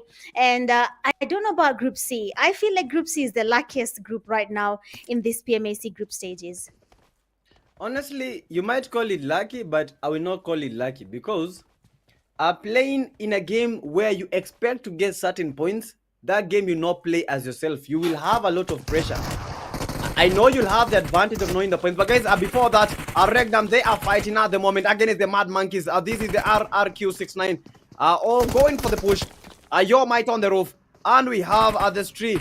This is going to be a 1v2 at the moment, but the RRQs are still behind their player, that is 6ix9ine. We've seen 6ix9ine. He is able to do a 1v3. He is able to do a 1v4. This is a man on a mission. This is a man well able to do and execute when it comes to such kind of situations. And he goes for the push. He is thinking of that push with the S12K, with the M416. Is he going to really make that push? Unfortunately, just holding his position as he waits might to cave in, as he waits your might to go in for that push. RRQ for then eliminated by your might. Your might gets a knock, and right now they know that this is the goal point. This is the green light. Let's make the push. RRQs, they are still holding the outer position. Shad, your might. RRQs are suffering yet another knock, and the they are making that push. RRQ69 also gets that turnover, and it is going to be a bloodbath. RRQ69 with the one elimination. MMs and Mad Monkeys, your time to shine is here, or your time to get eliminated is also nigh. MMs, and right now this is the only player remaining, that is Shad, in with the nade, trying to get the knock with the nade, but unfortunately not able to get any knock. Shad, the only player remaining. Will he be able to fight against an RRQ team well composed, well with the numbers, well with the motivation, well clear? Their minds are clear without the pressure. They might be going for that final push. But I was saying, look, we have the 21st century. Mirka making the push. That is southern of the map. Southern of bootcamp, trying to make the push, trying to get the third parties. And I think I saw this, Mitch. Yesterday, teams were going in for the third parties as much as they can. Because I think the third parties, they were helping them a lot. Once you go for the third parties and off, you might... Oh my goodness! Shad eliminated. Yeah, JJ's. So, Mitch, I was talking about the third parties. Yesterday, we were with you when we were watching this Sunhawk game. We had thousands and thousands of third parties. Is it going to be the same case when it comes to this game?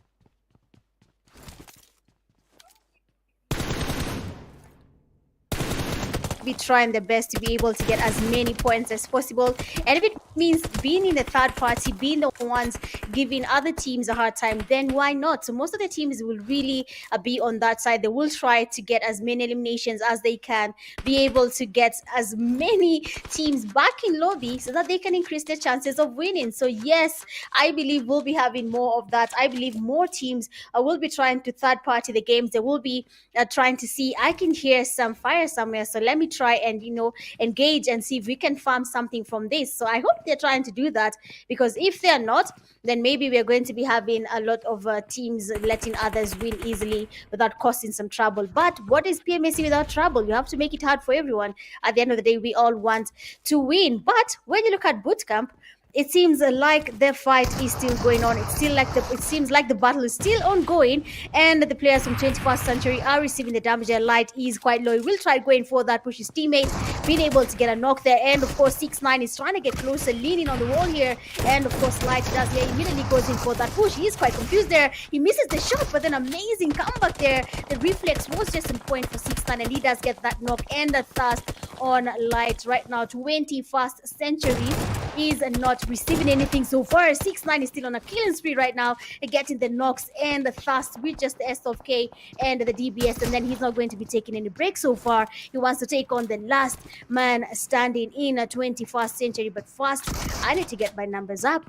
Honestly, if he went in for that push, things will have gone a little bit different. Either he would have been taken back to lobby, or he would have survived and maybe become a legend of his own. But then 21st Century player Aimbot tries to go in for that push. I mean, 6ix9ine is the best player so far with the rest of K. We have seen more. He's not the first. He's not going to be the last. But for this game right now, it seems like he is really putting up a fight there with the S12K and his DBS. He is going to make it quite hard for 21st Century. Even though the revive there was cut short, his teammate will not be joining him here for this fight. Honestly, I'm actually really invested to see how these teams will be performing, who is going to be leading, who is going to be taking on the early fights, who's going to be avoiding the fight.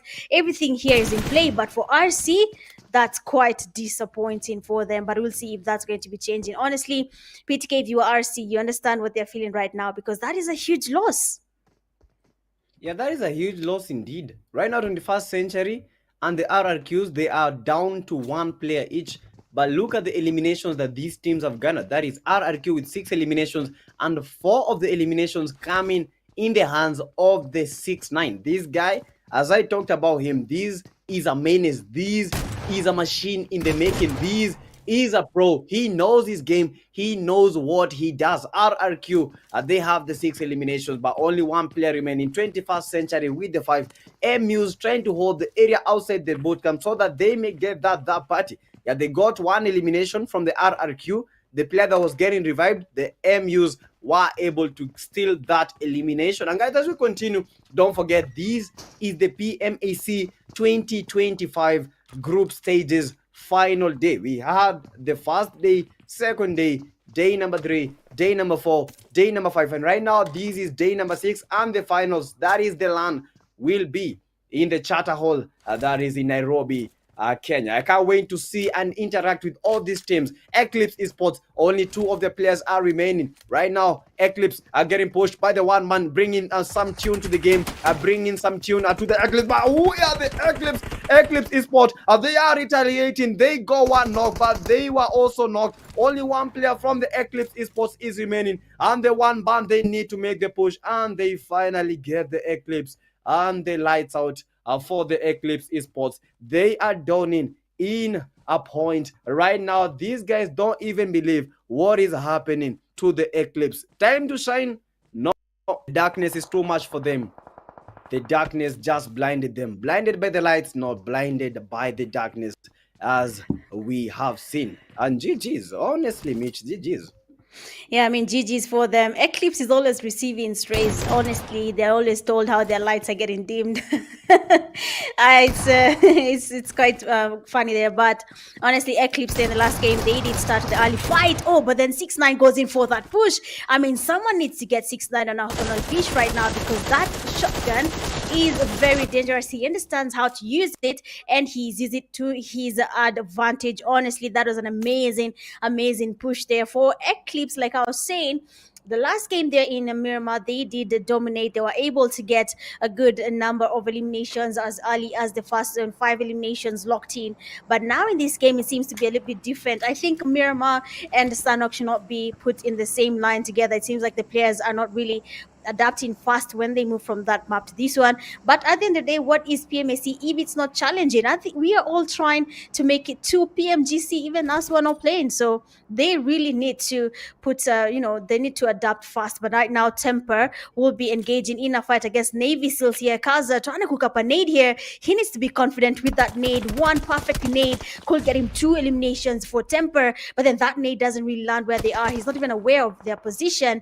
He's trying to basically think it through. He's trying to guess here, but the nades will not be working this time round. Temper is finally revived, and of course they will be going in for that push. Navy Seals player Kaza is down. Captain is of course going to be leading the push here right now. His teammates Six are getting closer. They need to be careful though, because when you look at them here, they are making their rotations. Everyone is going around figuring out what to do, and over has been spotted as well. Temper is raising the tempers right now, but someone needs to cool them, because if they do not, Navy Seals will be going back to lobby, sailing their way back to the viewers section, because as long as this game is done, there are no more games for Group B. I'll be saying that's going to be the case so far. Navy Seals, 2 players down, 2 players standing. Anything could happen. Anyone could be on the losing side. Question is, who is that player? I mean, PTK, before you tell the tempers to cool down, give them some luck today. They need it. They need all the luck they can get. Yeah, they know the stakes are high and they need that luck, because in this game they need to outperform themselves. They need quite some points, and when I talk about quite some points, I mean a huge amount of points. That is, make it the top 3 and get those eliminations. Right now they are receiving some third party from the Angry X. That is the Angry X smoke. Right now teams trying to get to the play zone early in the game, because as you know it, Sun, a very, very small map. You need to get those highlands. You need to get to the play zone as early as you can. Otherwise, it is going to be spelling trouble for you and your team. Angry X Smoke are trying to get that party, holding his position. MLK trying to milk the tempers, trying to get the tempers. But is he going to get the tempers? At the moment, just holding and holding and holding. 9 teams remain. RRQ, 1 band, MUs, Tempers, Angry, RRG, 3 Cs, Rex, and finally the Navies. Tempers Zik are making that rotation, trying to get the flanking. He knows that the Angries are there. He knows that the 1 bands are also waiting. But he is going to still try to get to the play zone, because at the end of the day, as we saw in the last game, the zone did the most damage. And that is why that was the thing that helped the RCs. Apart from their mad skills, the zone also aided them. So you need to get the play zone as early as you can. Navy Seal, a Navy Metro trying to get that spray in. A beautiful spray. Navy Lambo, Navy Seals, not in a land that they know of. They are used to playing in the waters, but right now these guys are coming in hot. They are coming in for the knock. Navy Lambo are getting the tempers. 2 of the tempers are down. They need to make that push. They need to get those dust. They need to get those eliminations. 2 of their players are remaining. 2 of them are casualties. Right now 1 man remains. And this is the last man. Coco getting that choco and getting eliminated from that game. Tempers were rising, but tempers were cooled down. And as we just saw, tempers are no more. And this is going to be spelling trouble when it comes to the overall standings. It is going to be pure trouble for these teams if they do not make it to the zone on time, if they do not figure out where are we going to be fighting for. Otherwise, most of the teams here are going to be playing by the edge. 3 Crowns eSports waiting on Angry X Smoke. The damage from that zone will be quite high if Angry does not make the rotations now, but then 3 Crowns eSports is not letting them move. Nades coming from every single angle. Switch you passing by the vehicles. A little bit of distraction there, but then 629 watching the players from 3C as they get distracted, tries to get get some sprays there, but then nothing is happening. Finally, Angry will be making their way to the zone, and now 3 Crowns Esports are the ones lying outside the zone right now. Nexus are being quite damaged by the zone. You can see how damaged it is. Quilla cooking up a nade, but then Angry Milk, they're getting damaged. The nades from 3 Crowns Esports are proving to be quite lethal, and of course Switch with the vehicle there does pass by, gets a fast knock. Quilla are getting tasted easily, and 6 to 9 does expose this position. Nexus again, the zone is not your friend, Habibi. But then now this time round, Angry players are putting on the fight here. They want to take on 3 Crowns Esports. Last game here for three Crowns, it was good, but then for Angry, it was just not going. And now it is finally paying out, and they are now dominating. And 3 Crowns Esports making the right call and retreating, avoiding this fight, because not every fight, honestly, is a worthy fight. If it is going to giving you guys the losing end, then basically leave that fight. Exactly that.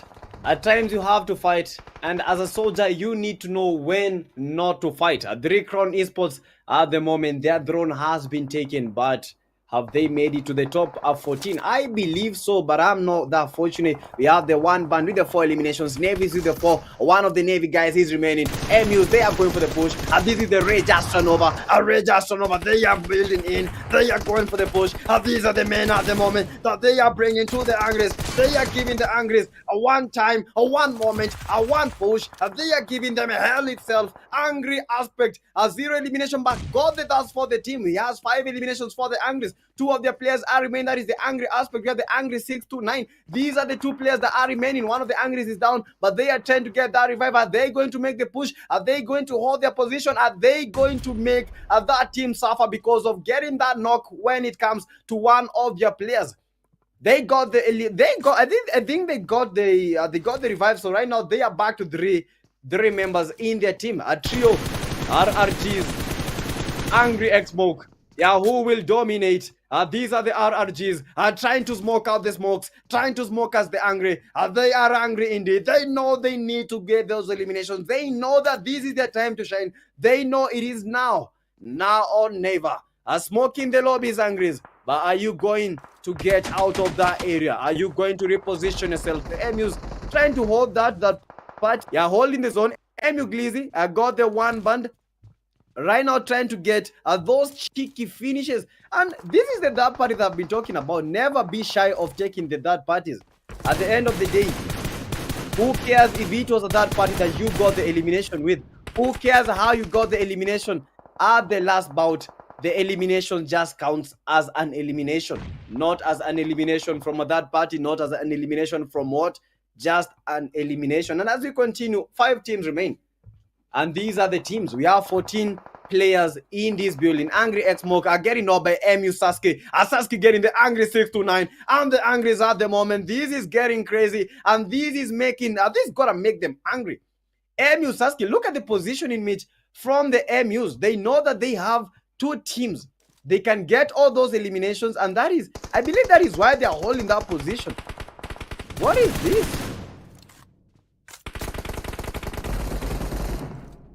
Yeah, MU Hulk, K999, Rage Esports, the Rage Astronova are out of the building. MU Hulk 999 still trying to get that nade in. Hulk 999. MU's right now 6 eliminations. One of the players is eliminated. That is the MU Sasuke. Angry 6 to 9 also out. Only 2 of the angry people are remaining. Sweet Chew and the Aspect. Right now we have to give him that respect, but he's hiding. He has that 0 eliminations. Nowadays gets that knock. Angry Sweet Chew getting switched back to default settings, and that is the settings where you get knocked and ask for help from your teammates. Mitch. I mean, that is interesting what is happening right now. Mercenary Union is on the winning side right now. They have the view, but then for how long? Angry X-Smoke there, they have the players down. But what will be changing is how they handle these fights coming when the zone decides to start shifting. Every single team right now is holding a very strategic position. Depending on how the zone shifts, then maybe we'll be seeing what these teams can do. How can they handle pressure? Because as soon as it closes, everyone will be forced to go towards the same safest place in the zone. And now Ruthless Esports, last player, that is Lilo, Nade's getting cooked up, and one band basically Kobe the player back to lobby, eliminated and taken back to the viewers. And now it is going to be just 3 teams remaining. Angry X Smoke, one band being spotted, a perfect spray there for Maspect, and 2 players down actually, because Masna Union as well is basically giving one but a hard time. 1 player remains standing, that is Red Line. Will you be able to get a comeback for your team? But so far, one band will not be able to win this. They will be on the losing side. The zone is quite damaging. Red Line is getting cooked by the zone itself. He is enjoying the juice, but for how long? All he can do right now is go back to lobby. 2 teams remaining. Nade's getting cooked up from every angle. Mercenary Union, and they need to get their comeback, because as you can see, they are battling between RC and MU, who will be making their way to Kenya, even though they're Kenyan teams. But the nades right now from Angry are connecting. Ali is quite low. Switch you trying to cook up more nades. Ali will be waiting there. The zone is about to shift. Both teams are holding the edges of the zone, but for Glixi, the zone will be your downfall. You need to make the rotation. They do not have the numbers. But finally, Aspect does get that first knock. 2 players are standing. Aspect will be trying to do something. The nades are connecting from Switchu. Ali is receiving the pressure. 0 utilities in the back here. 0 nades and mollies. And the player is finally getting cooked. Some barbecues in the air, but no longer for MU to survive anymore. MU will be having just 1 man standing, and that is Hulk. The game just got intense. The players are now battling their way to victory. But for Master Union, it might just be GG's, and big up to the players that is from Angry X Smoke. Winner chicken dinner. What the hell was that? Mercenary Union, they had the 3 players in. They were almost winning that, but what just happened? Mercenary Union, they breed on, but right now it is a chance for them to move on. What an insane game. What an insane game for that duo. Angry X Smoke. They showed that they've got the prowess. They showed that they've got it all. They came for the push. They came for the eliminations. They came for the win. And finally, the winner chicken dinner coming in the hands of the Angry X Smoke. And they totally deserve it. Having 2 players in a team and getting a chicken dinner. They were fighting. I think the battle was a 2v4 v3. And how on earth were they able to make it? 2v4 v3. Who in the right head, who in the right senses can even make that clutch? Honestly, I would have to give them their flowers, because that was honestly awesome to see. Angry X Smoke, they smoked the lobby and they brought the action. These men, they made something happen. And I believe the tides are changing. Overall rankings, right now, I just want to see how it is looking for those teams that just finished off at their games. Of course, it is going to be a little bit different, seeing how the teams, honestly, from Group B have given us unexpected gameplays. And for the MVP for this game is going to be Angry X Smoke player, that is Sweechu, getting 5 eliminations, a damage of 841, 3 knocks, a healing of 161, and a survival time of 21 minutes and 48 seconds. Basically, Angry X Smoke player Sweechu here, we have to say it, he really did put up a fight. He was able to carry his team to victory. Even though the last game there, we thought that was just not it for them, but now they listened, they strategized, and now they've gotten their chicken dinner. And what is happening is that they are finally dominating in the overall ranking. Look at our second place top player. We have our IQ player, that is 6'9", getting 5 eliminations and dealing a damage of 838. We have a 1-band player getting third with 5 eliminations, a damage of 722. Angry player, that is 629, getting 4th, 3 eliminations, a damage of 506. And then we have in 5th slot, that is Angry Aspect, getting 3 eliminations and a damage of 457. I believe Angry X Smoke in this game, they had the strategy, they got the composure, and through that, finally, that chicken dinner that they missed last game finally found their way to them, and they can now finally enjoy the team. But for how long? Remember, this is just the last game for Group B, but it is going to be the beginning of Group C just after this game, so they have to be really careful. Looking at the match summary, there are 46 eliminations to the game. There are 6 headshots. We haven't really gotten to 8 yet. A long distance elimination from MU player, that is early, 223 meters, 1 vehicle elimination and 2 grenade eliminations as well. You have seen that we have witnessed the vehicles B news. I mean, Three Crown is that was just unfortunate for him. He was lying there on the open, and it was quite easy for that knock to be there, and probably an easy thrust. But you know what? It is going to be GG's for them. But who knows what will be happening next? You know, PTK. We are going back to having basically the last games that is for Group C. Honestly, right now, I don't even know what is going on in the heads of these players. They know that they have played their games. That is for group number A. That is for group B.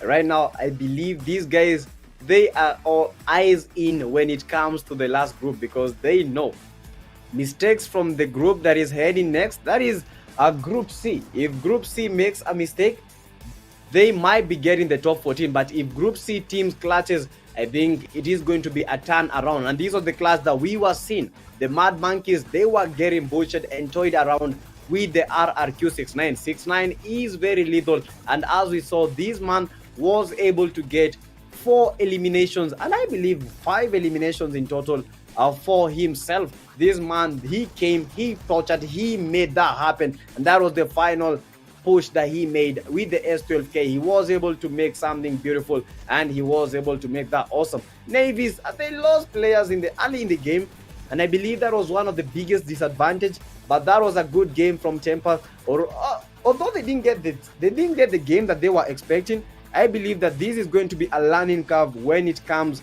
to these kind of competitions. The Drisses are getting lost and getting eliminated by the vehicles, by the play zone. I believe some of these teams might be looking back and saying, what was that mistake? How on earth did that happen? But they shall be trying to get something awesome happening in the next competition. We have the Angry Situ. These were the terrific tools. This was the duo that made this room very much awesome. They held their position, although they were getting knocked as many times as possible. These guys, they revived, they put on the pressure. As a two-man team, they got the one man. The one man had the four players in their team, but they were able to flash them out with the help of the MUs. But unfortunately for the MUs, they were not able to clutch out this duo. It was a 2v3 at the end, and we saw how it went. We had the Angries. They switched their lanes, they switched those mollies, they got the MUs. Memu Hulk are one of the last players remaining, and that was how he was eliminated by a quick, a stealth, and a peculiar action from the Angry X team. This is the winner chicken dinner, guys, and this is how this team performed. When it comes to the Angries, these guys were angry. 5 eliminations for Switchu. GG's to this guy. We have Aspect with the 3 eliminations, Angry 629 with the 3 eliminations, and the Angry MLK closing in. I believe he was eliminated early in the game, but this was quite awesome. This is some team effort, and this is just what we are expecting to see when it comes to these teams. And in the match ranking, 21 points for the Angries. At times, it's not about the numbers. It's all about the strategies. It's all about the composure. It's all about how you get things done. Angry X Smoke 21 points in that game, and that is 10 for the chicken dinner and 11 for the elimination. But guys, we cannot even look. We must look at the efforts from the MUs and the one band, each with 13 points in that game. So honestly, that was a GG's. Although they didn't get the chicken dinner, they were able to get quite some points when it comes to that game. A lot of teams getting quite some zeros. Maybe didn't expect what was about to happen. Didn't expect to get one elimination. 3Cs didn't expect that 1 point. I believe right now, when you look at the overall, I believe you're going to be having some of the biggest changes ever. The 3 crowns might be out of the top 3s, and say no more for me. Yeah, well, it is unfortunate there for 3 Crowns Esports, but Team Unique is still leading there 134. RJC still in the same place with Zeus and Team Execute. Angry X Smoke, that one game did throw them all the way to the 5th place, 98 points. A tiny 3 Crowns Esports at 98. One band getting 90, and RC getting 90 total points. You can see what is happening. RC basically dropped in terms of position, and he is at 8th place. They are in 8th place. When you look at the top 8, the only team right now with only 8 matches played is the RJC. whatever RJC is planning to do the next game might just be the biggest margin we'll ever see here in PMAC. But when you look at the from 9th place to 16th, we have 12 esports with 87 points in total. Rage 10th place with 82, tying with more esports at 82 points as well. Neon Rising getting 74, Reject X 72, XTC at 70. They are at the 14th mark, and I hope they're praying so hard that nothing changes, because right now Zeus Final Boss is just behind them, tying at 70 points, and they have not played 2 games. I do not know which player they're going to be saying. I don't understand which miracle will be working, but for XTC there, the mark they are in is where most teams want to be. But for XTC, 10 games have already been played.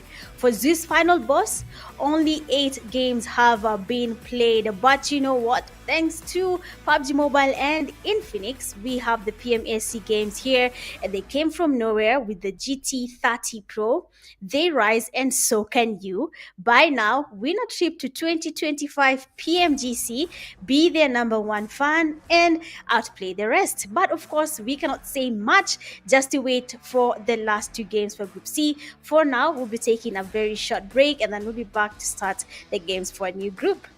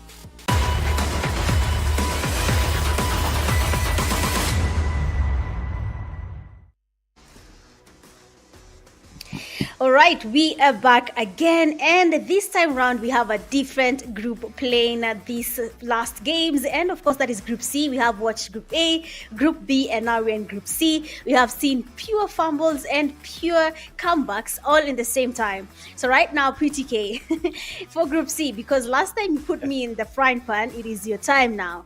For Group C, do you have anything you're expecting, any rotations or rather any comebacks? Tell us.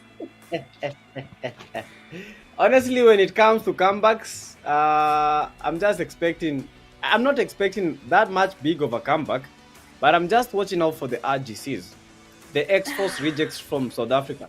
This is the team that I'm watching out for because at the moment, they've already made it. Honestly, there is no way. They're the ringleaders. They have an incredible amount of points, and this game will just be a game for fun. Like when it comes to them, they don't care about the placement. They don't care about the elimination points in this game because they have already made it. No one can move them down the overall position. They are just fast. So in this game, I just want to see how are these games going to approach these games because they have 2 games remaining. That is Erangel and Miramar. Right now we're going to, I believe, Erangel and RJCs. We are watching now. What are you guys going to do? Glory eSports. Yeah, this is another team. They missed 1 game. They are 1 game short.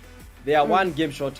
So I'm expecting to see what these guys are going to be bringing to the table. Are they going to make these last 2 games worth their lives? Because honestly, this is a chance of a lifetime to go and play in a LAN tournament in the Pubg Mobile African Cup. And guys, this is in Kenya. In Kenya, finally, guys, in Kenya.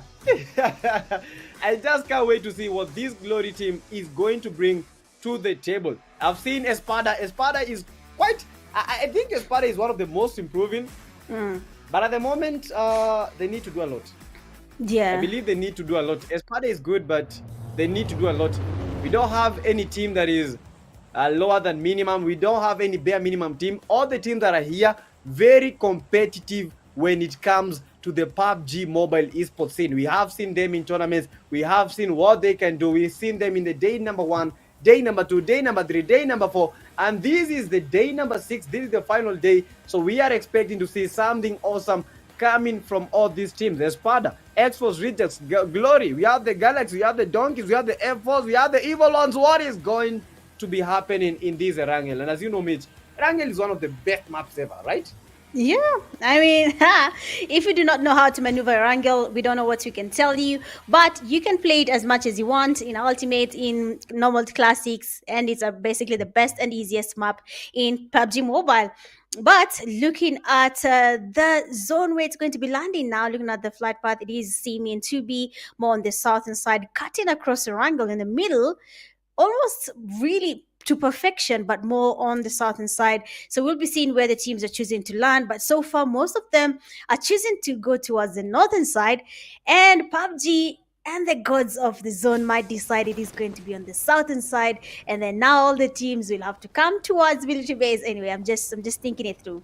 But let's see where the zone is going to be and what are we going to be expecting, which teams are going to be dominated. It is Group C, the last group of the day, and for Group A and B, it is GG's to them, and now they have to watch and pray that Group C does not have crazy teams that are ready to risk it all, get 21 points in total, like Team Unique, and make everyone regret why they did not try their best from the beginning. And of course, we can finally see a fight might be starting now. And RJC Reverb, even before we can figure out what rotations are going to be happening, Reverb there gets the first knock and immediately takes that player back to lob. The F4 is already down. Players Normal as well has a player down. What is going through Group C's mind right now, PTK? You can see we know that RJC is in second place, but they have 8 games played, 2 to go. So that does not change where they'll be at the end of the day. Probably the winners in this group stage. Yeah, probably, yes. RJC is already with 1 elimination. I believe these guys are going to win this group stage. But the thing is, you might win the group stage, but then when it comes to the finals, different mentalities are needed. When it comes to the finals, you just have to put on more force. Honestly, because teams will be ready. Right now, teams are fighting just to get to the top 14. Then teams will be fighting to get to the top. That is just how. Because fighting for the clout, fighting for that ultimate crown. That is the PMAC.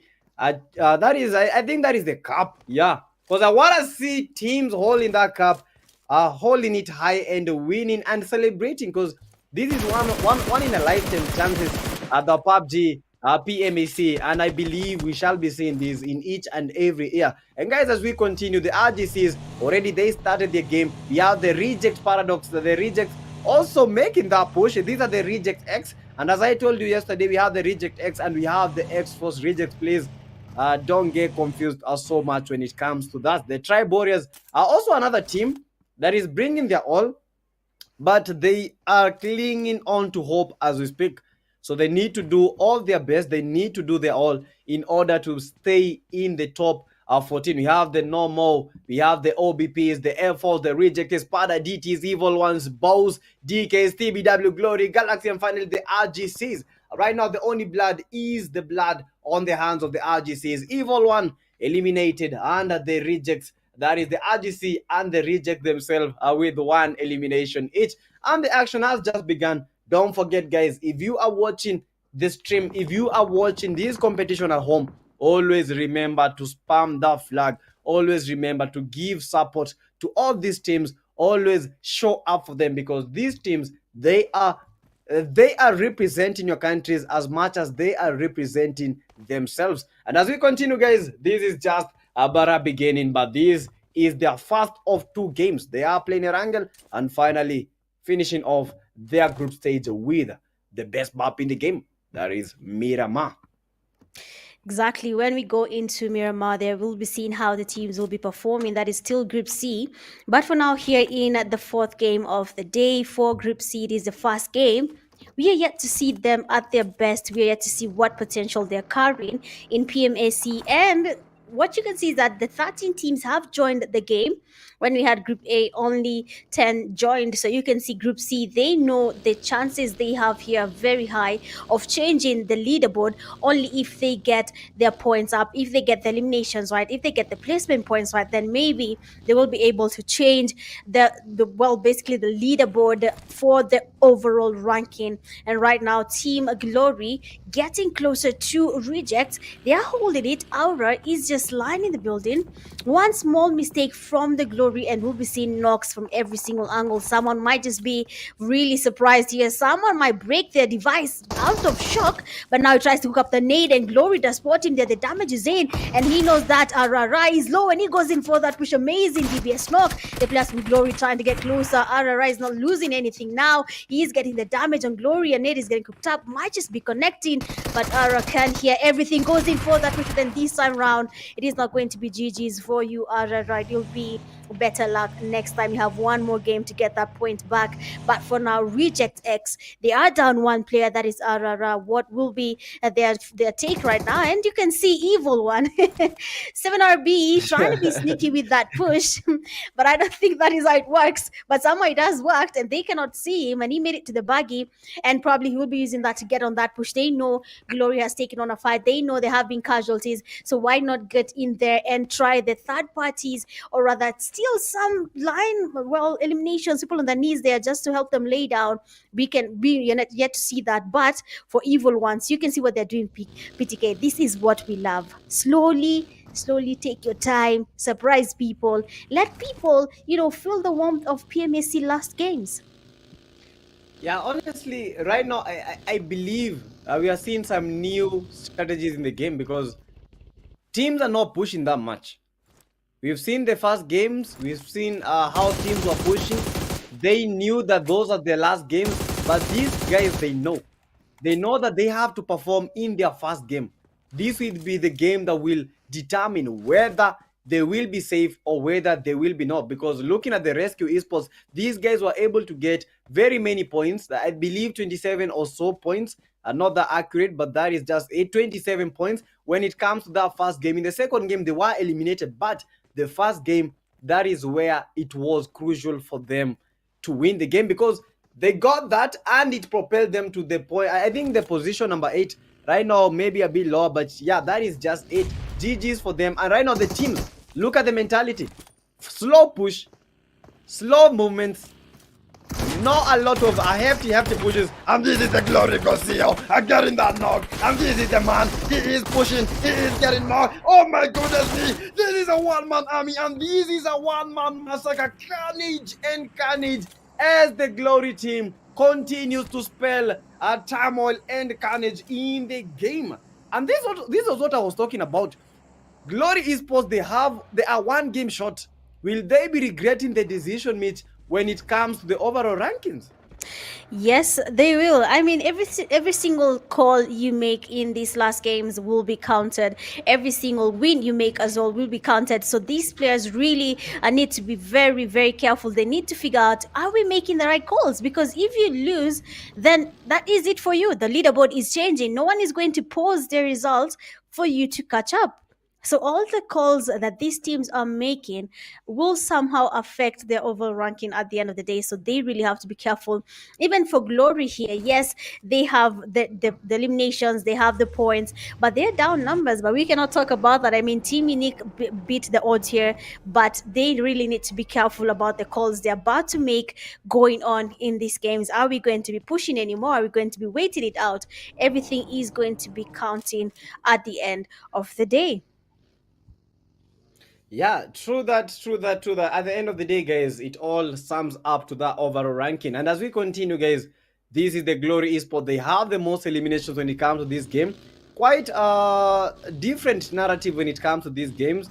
Not a lot of eliminations at the moment. Teams are just trying to get the placements. Teams are just trying to get that goal position. Teams are just trying to get that right mindset, because it all boils down to that. We have the Dream Team Esports. Yesterday, these guys were very, very can I say athletic, moving from one position to another at a very, very incredible ease. And right now they are looking to fight against these guys. The boss team, they only need 1 point. They only need 1 point to secure that top 14. But is it going to be enough? Are they going to get that 1 point? Because at times you might think 1 point, but for them in the room, it is something different. The scenarios are different, but they need to get more than 1 point. If needed, they need to get more than 10 points, because you never know. The underdogs, they might win the game. If they win the game, that might propel both and the other teams that are tied up at 70 down the leaderboards. F4s are still trying to survive in this game. We have the OBPs. I believe Espada was the only team that landed at Pochinki. Espada, we have not seen a lot of action from them. Still at 4-man army, we have at the DTs, not a lot of action from the DKs. The evil ones, we have seen a lot of action, and only one of their players is remaining. And this is Espada themselves. OBP Atomic getting the normal flame and the normals each and every time. I don't know what is happening to the normals each and every time. When we are expecting the normals, they are normal. As we speak, the normals, they are getting beamed up, and only one of their players is remaining. Are the normals up for the fight? Is this the time for the normals to go to the lobby? What is happening to the normals?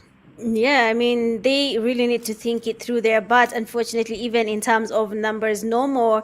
They joined as a trio, and they are finally down 2 players, leaving just 1 man standing. Might be a long stretch here for the team in terms of what are we going to be getting at the end of the day. Will we be able to get that chicken with just 1 player remaining in our team? But then RJC is playing on the aggressive side here, and they're going for the push on the last player from No More Esports. And just like that, they have been eliminated by RJC. They are playing more of like Unique here. They are farming the kills here. They're not holding one place. They're just moving around with the vehicles. Everyone is basically a scout right now. They're just passing by, and once a player spots that there's a team here, you will be seeing the teams coming in, the players flooding, going in for that push, being really pressuring the teams here. But for RJC, I think that is something they have been doing from day one. So I don't think people will be surprised seeing how they're choosing to handle the fights, going on the aggressive side here. At the end of the day, that is something we have seen them do before. But then the original Black Panthers are getting pushed by a Espada, and it is only Atomic will be the only person standing there. The damage on the player from Espada is quite high. Rizzo really needs to be careful, because that shotgun is connecting the player, will be forced to go and going for that push. Otherwise, Bordet is down, and of course they will be taking this, they're all the way back to lobby, making original Black Panthers have just 2 players remaining. That is Tempest and Atomic. They are holding this ground. They're not leaving this building until the players from Espada go in for that push. The nade finally connects there from Atomic, and of course that will be the goal to go in for that push. Atomic is getting pushed at the damage from Espada, and just like that, they have been eliminated. That compound, that building, that one specific room is never the way to go. People will always be flooding you guys with nades, mollies, everything to put in the pressure. But then even before this fight is done, even before Espada gets the revives happening, a team does close in. Reject X uses this to the advantage. The nades there from Rush God might just be getting the players from Espada down again, but Rizzo really needs to be careful. Shiro has to be really alert as well. The knock is in there. Rizzo did not really get to heal up, and the nades are still finding Reject X getting the damage, and Espada will be going back to lobby, eliminated, finished by the players from Reject X. I mean, PTK Group C is like Group A now. Everyone is ready to fight. No one is holding, no one is playing it safe. Everyone wants a kill. Let's go. Yuka position is a fighting ground, and Force 4 Crusher, he got the knock, but he was also knocked. These are the DTs. Our Force 4 Crusher crashed out, and right now the team will be crashing out. Force 4 Sham, the man that made a 1v4 count, and this is the man that is making the push, but unfortunately the third party from the Reject X are making him go down. RGCs, these are the RGCs. The X was rejected. The Force was receiving 2 third parties, one from the RGCs and the next one from the Rejects, and quite an insane game. The RGCS, these guys, they are scouting, they are waiting for the weak spots, they are taking players one by one. They won the eliminations one by one, point by point. They want it more, they are coming for more. They are still at a full team. One of the players, that is the RGC, Revive still down, but they shall be looking to get that revive. But what just happened? DTs with 4 eliminations, Reject RGCs with 3. We have the Glory with 3. Both with 1. And I believe both, they have secured that top 14. We have the OBPs. Infinix is still in the building, but only one of the players is remaining. Tribe Warriors with the 0 and the Donkeys. Where are the Donkeys? That is the question in my mind. And I believe in most of our minds, where are the Donkeys? Yeah, well, it seems like the Donkeys here will be joining the Glories. The Donkeys seem to be playing it a little bit safe. They need to qualify. Like we have been reminded a couple of times here that they are the only team from Somalia. So they need this for their country. They need to dominate for their country. And if it means playing it safe, then the Donkeys will be doing exactly that. We can see Tribe Warriors getting closer to the Donkeys. We have seen teams are really close to each other from Tribe Warriors, the Glory, as well as the Donkeys, almost in the same area. So we might be seeing some fighters, later. But for the Dream Team, they are still scouting around. They're down 2 players, and with just the remaining 2 players, that they should use that to their advantage, avoid the fights as much as they can.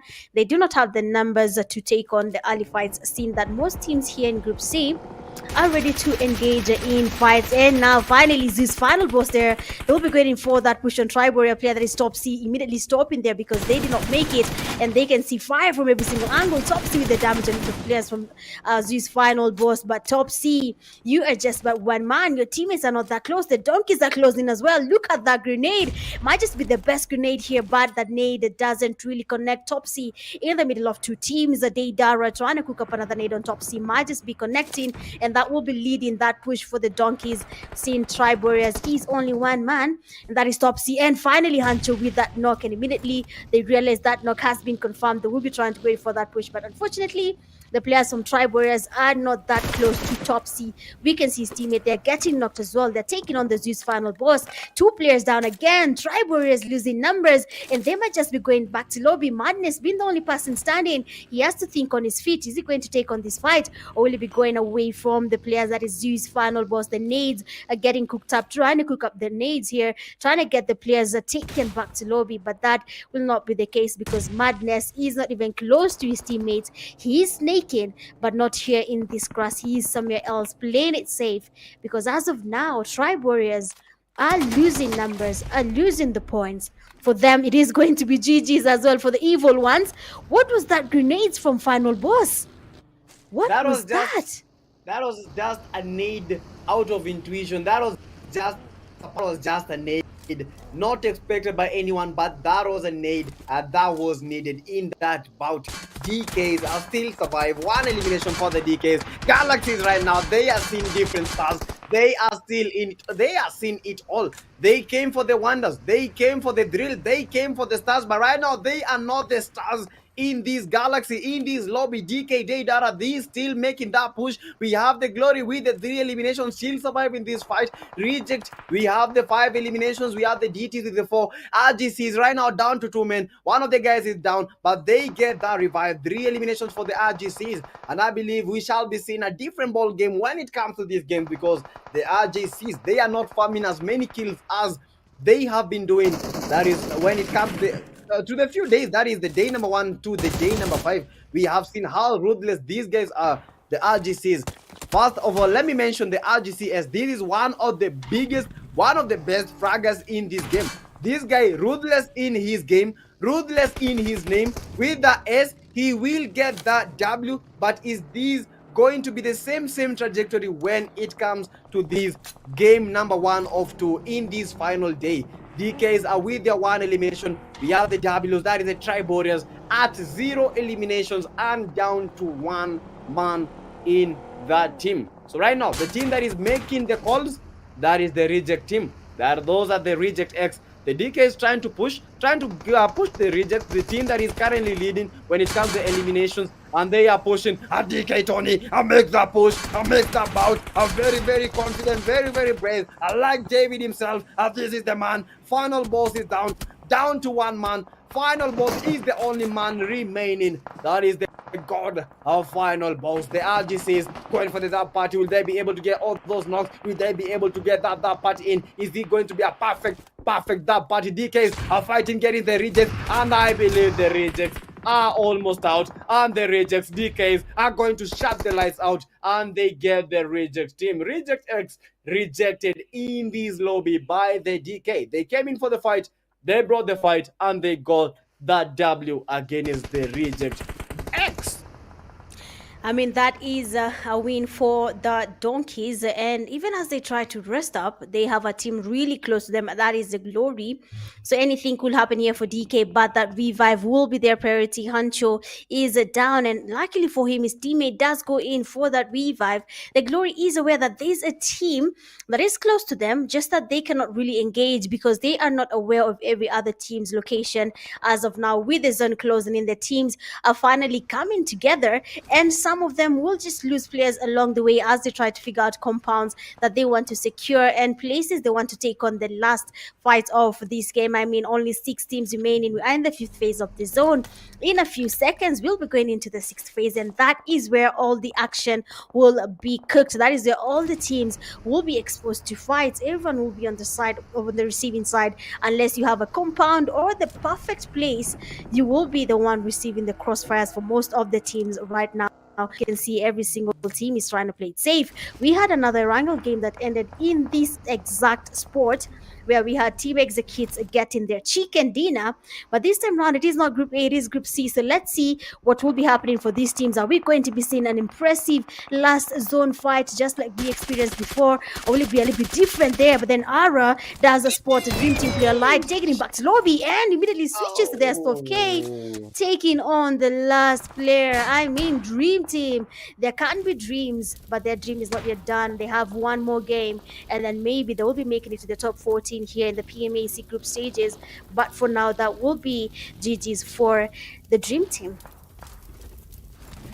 That was a dream for the Dream Team, but that was one of their biggest nightmares ever. They came in for the fight, but they didn't expect that the final boss was their final encounter in that lobby. That was a GG's for the final boss. He is the man that was remaining. The final bosses, the bosses, they needed 1 point, but right now they have 5 points, and they still have those placement points. DK Data, 4 eliminations. These are the teams that are remaining. We have the RGCs, we have the Glory team, we have the Tribe Warriors. Donkeys, who is going to win this game? This is a game Zeus eSports is out. Right now, these are the final teams. X-Force Reject. We have the Glory team, Tribe Warriors, and we have the Donkeys. The Donkeys, they have the numbers, but do they have the kicks? The Donkeys, they have the numbers, but are they going to win this game? TBW Madness. Right now, they must be running mad because he is the only player remaining in that team. RGC, baby! Push, trying to get those dust. Glory, glory, glory. They are being taken out of glory. Lobby. Glory go the RGCS at the top. Right now, baby, you need to make that. You need to get the goat, and that is just masterclass. That is just skills. It's just what we were expecting. The RGCs, two people be making happen in this game. RGC, baby, are fighting against the TK Tony. That is a DK Tony. But guys, final bout. We were expecting such kind of fights, and this is very unbelievable. The Donkeys, they have the numbers. We have the RGCs. Right now, the Donkeys, they need to make their push. They need to win this game. This is their last game. This is their moment to shine. This is their absolute time to make this win. RGC Nasir, they are trying to fight against the Donkey team. I'm not joking around. Bring in the kicks. Baby, baby, baby. That was almost a knock. Nasir, and right now, nothing injuries. Baby is down. Not the only player remaining. And that is just it. This is, oh, baby, these are the DKs. These are the men that we have been waiting for. This is Somalia, and Somalia right now, very much wild. They are bringing it. This is the TBW. The only player remaining. And I have to say this. This is the last man standing. But right now, asking himself, I love his shot in mind, and they don't donkeys, the donkeys, the donkeys. Oh, that is the marvel RGCs, and right now it has been undone by the zest of the donkeys. Oh my goodness me, it goes. What might have been taken there from the bees and from the RGCs? What is happening? What is going in the minds of these teams? Goodness, the donkeys might be feeling the exact moment. Good, how it feel the donkeys right now. I mean, the donkeys, they got PTK a little bit emotional. The chicken is something they have been fighting for, and now the donkeys finally get their winner. Chicken dinner. Somalia is proud, right? They can raise their flags in the comment section. They will be seen, and the donkeys might just be moving up the leaderboard, but we'll be seeing that in a part 4. For now, it is good stuff there from the donkeys. Well played out. RJCs there did not have a chance against the donkeys, who had a goal, and that is basically to get that chicken dinner for their team. Amazing plays coming from them. Tony, from Hancho, Deidara, all those players that did put up a fight. And finally, the donkeys that we know of, the donkeys that people know are good in Somalia, are finally doing what people wanted them to do. So good stuff there. Amazing comeback from the donkeys. I hope that play did finally pay out, and they will be moving up the leaderboard. And not just that, I hope they will maintain the same tempo, because teams, after they win, something is changing. They go to the next game and poof, they're going back to lobby. But the MVP seems to be from the donkey as well, and that is DK Deidara. 1 elimination and a damage of 715.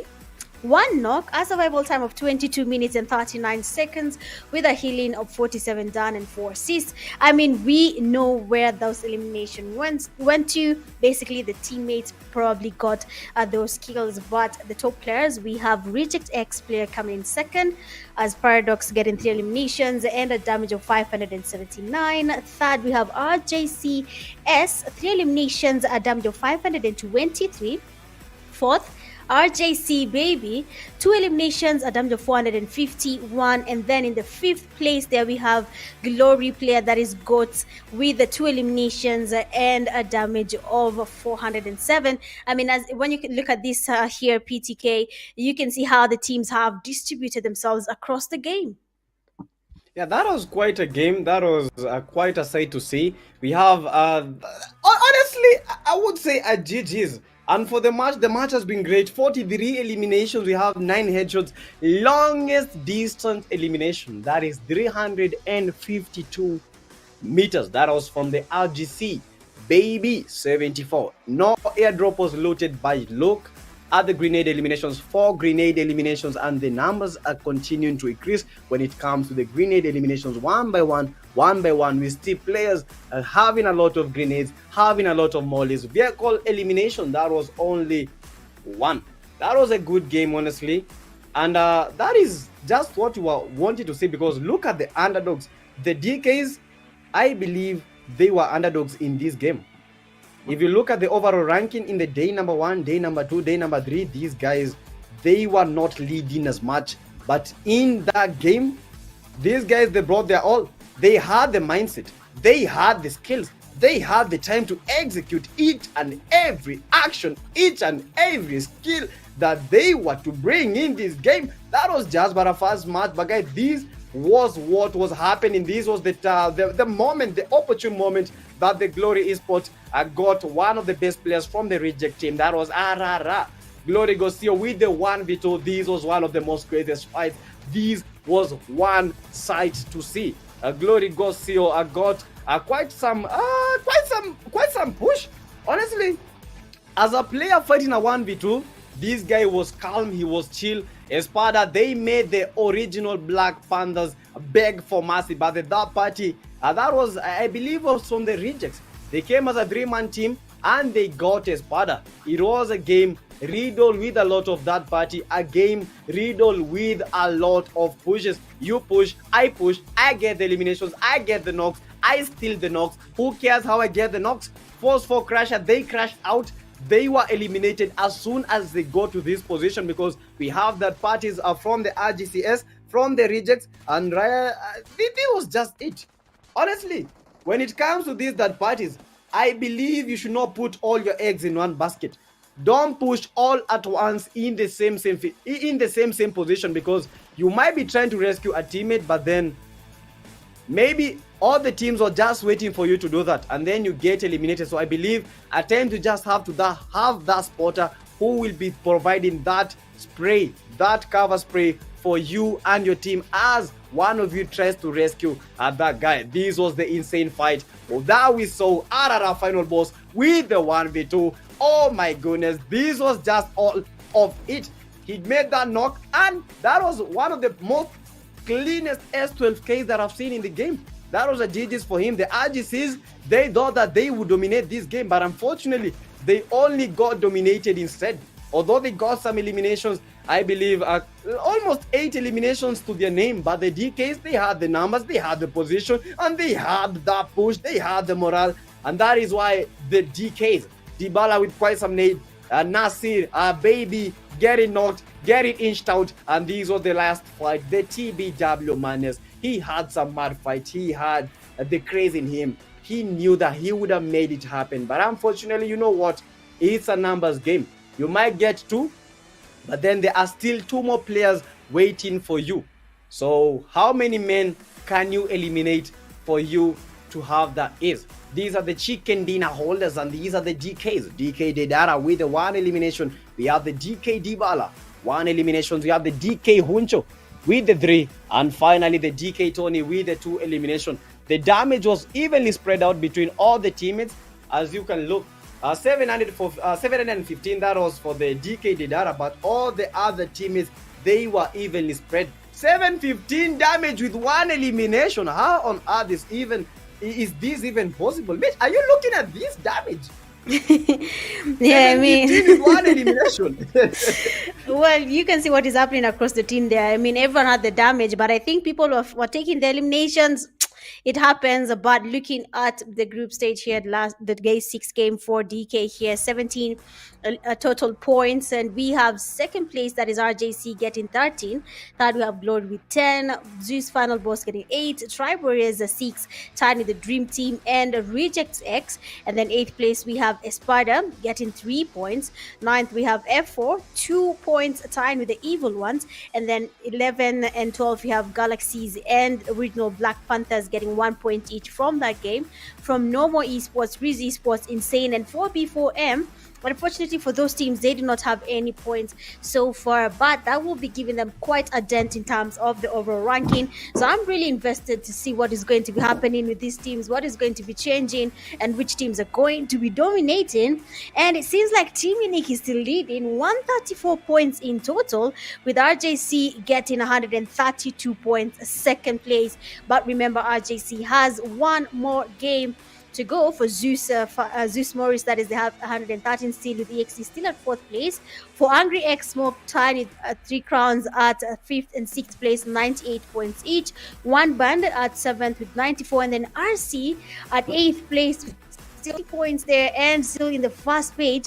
But we cannot say anything so far because we still have one more game to go today before we can say GG's to all the teams that have played here in the PMAC group stages. Honestly, for RJC, we might just be seeing another big jump. Unfortunately, that game, they were not able to farm that much. 12 esports are still there at the 9th place, 87 points. Rage 82, Tynit more esports at 82 as well.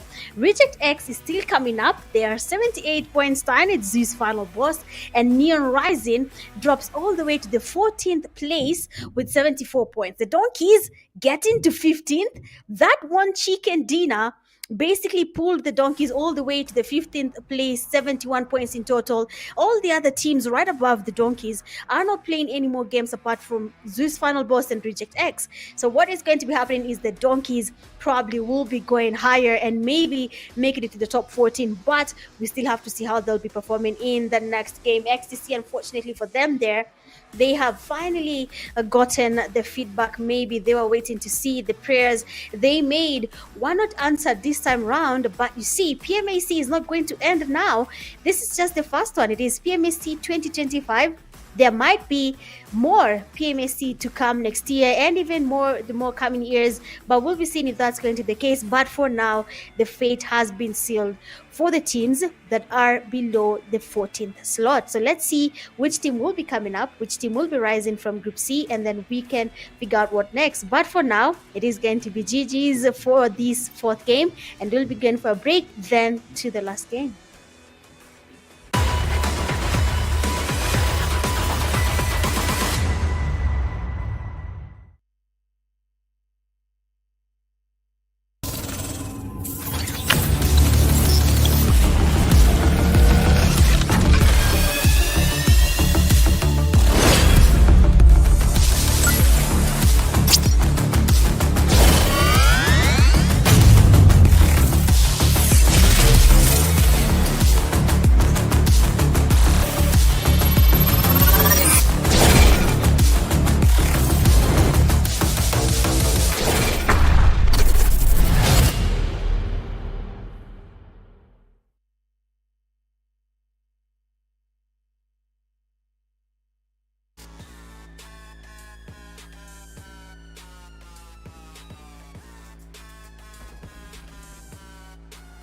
Here we go now.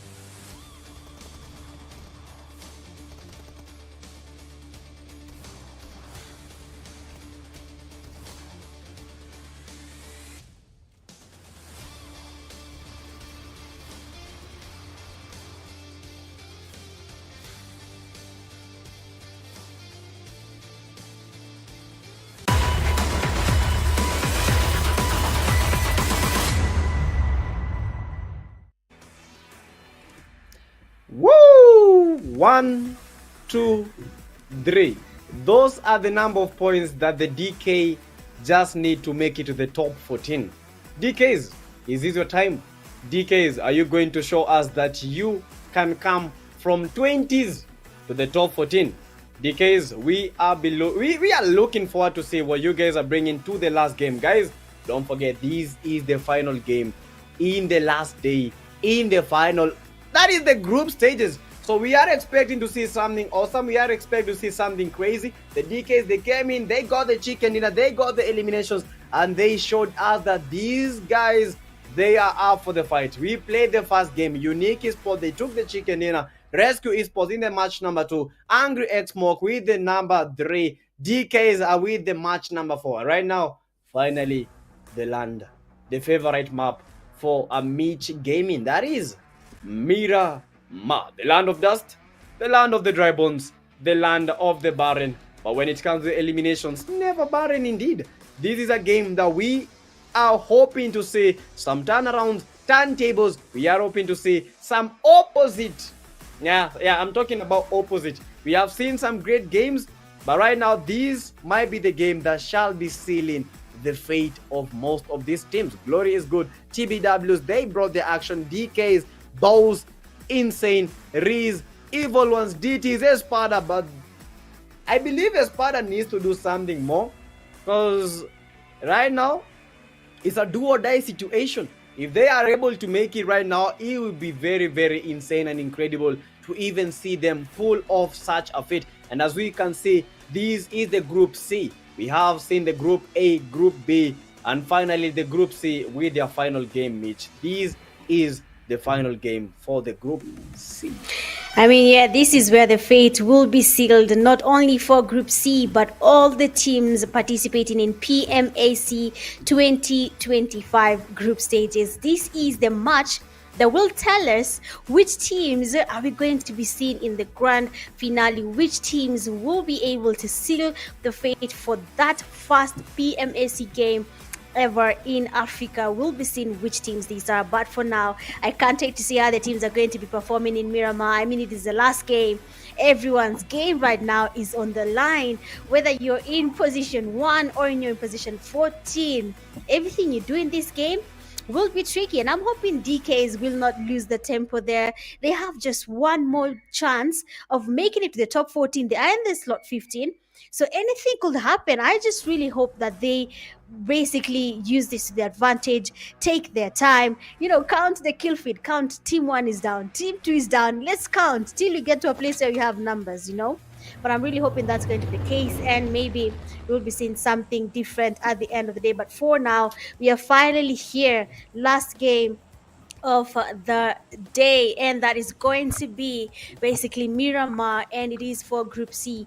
The flight path coming from Ahmada all the way close to Mina del Sur, and most of the teams might choose to go to Patrona because we know that is where most teams find comfort and basically enjoy the game, since most of the teams not like going around Patrona. But this flight path, it is quite favorable for the teams. They have places like San Martin, Los Leones, La Benita, Mina General, places we know that if they land, they will get enough utilities to survive Miramar. They need the nades, the molis, the smokes, the ammo. In Miramar, it is not going to be easy if you do not have enough loot in your team. But so far, we have the 13 teams in the game. They are ready to take on the glory. They want to be the ones dominating. They want to be the ones leading their way to the top 14. They have been able to see every single team playing. They have seen Group A, they have seen Group B.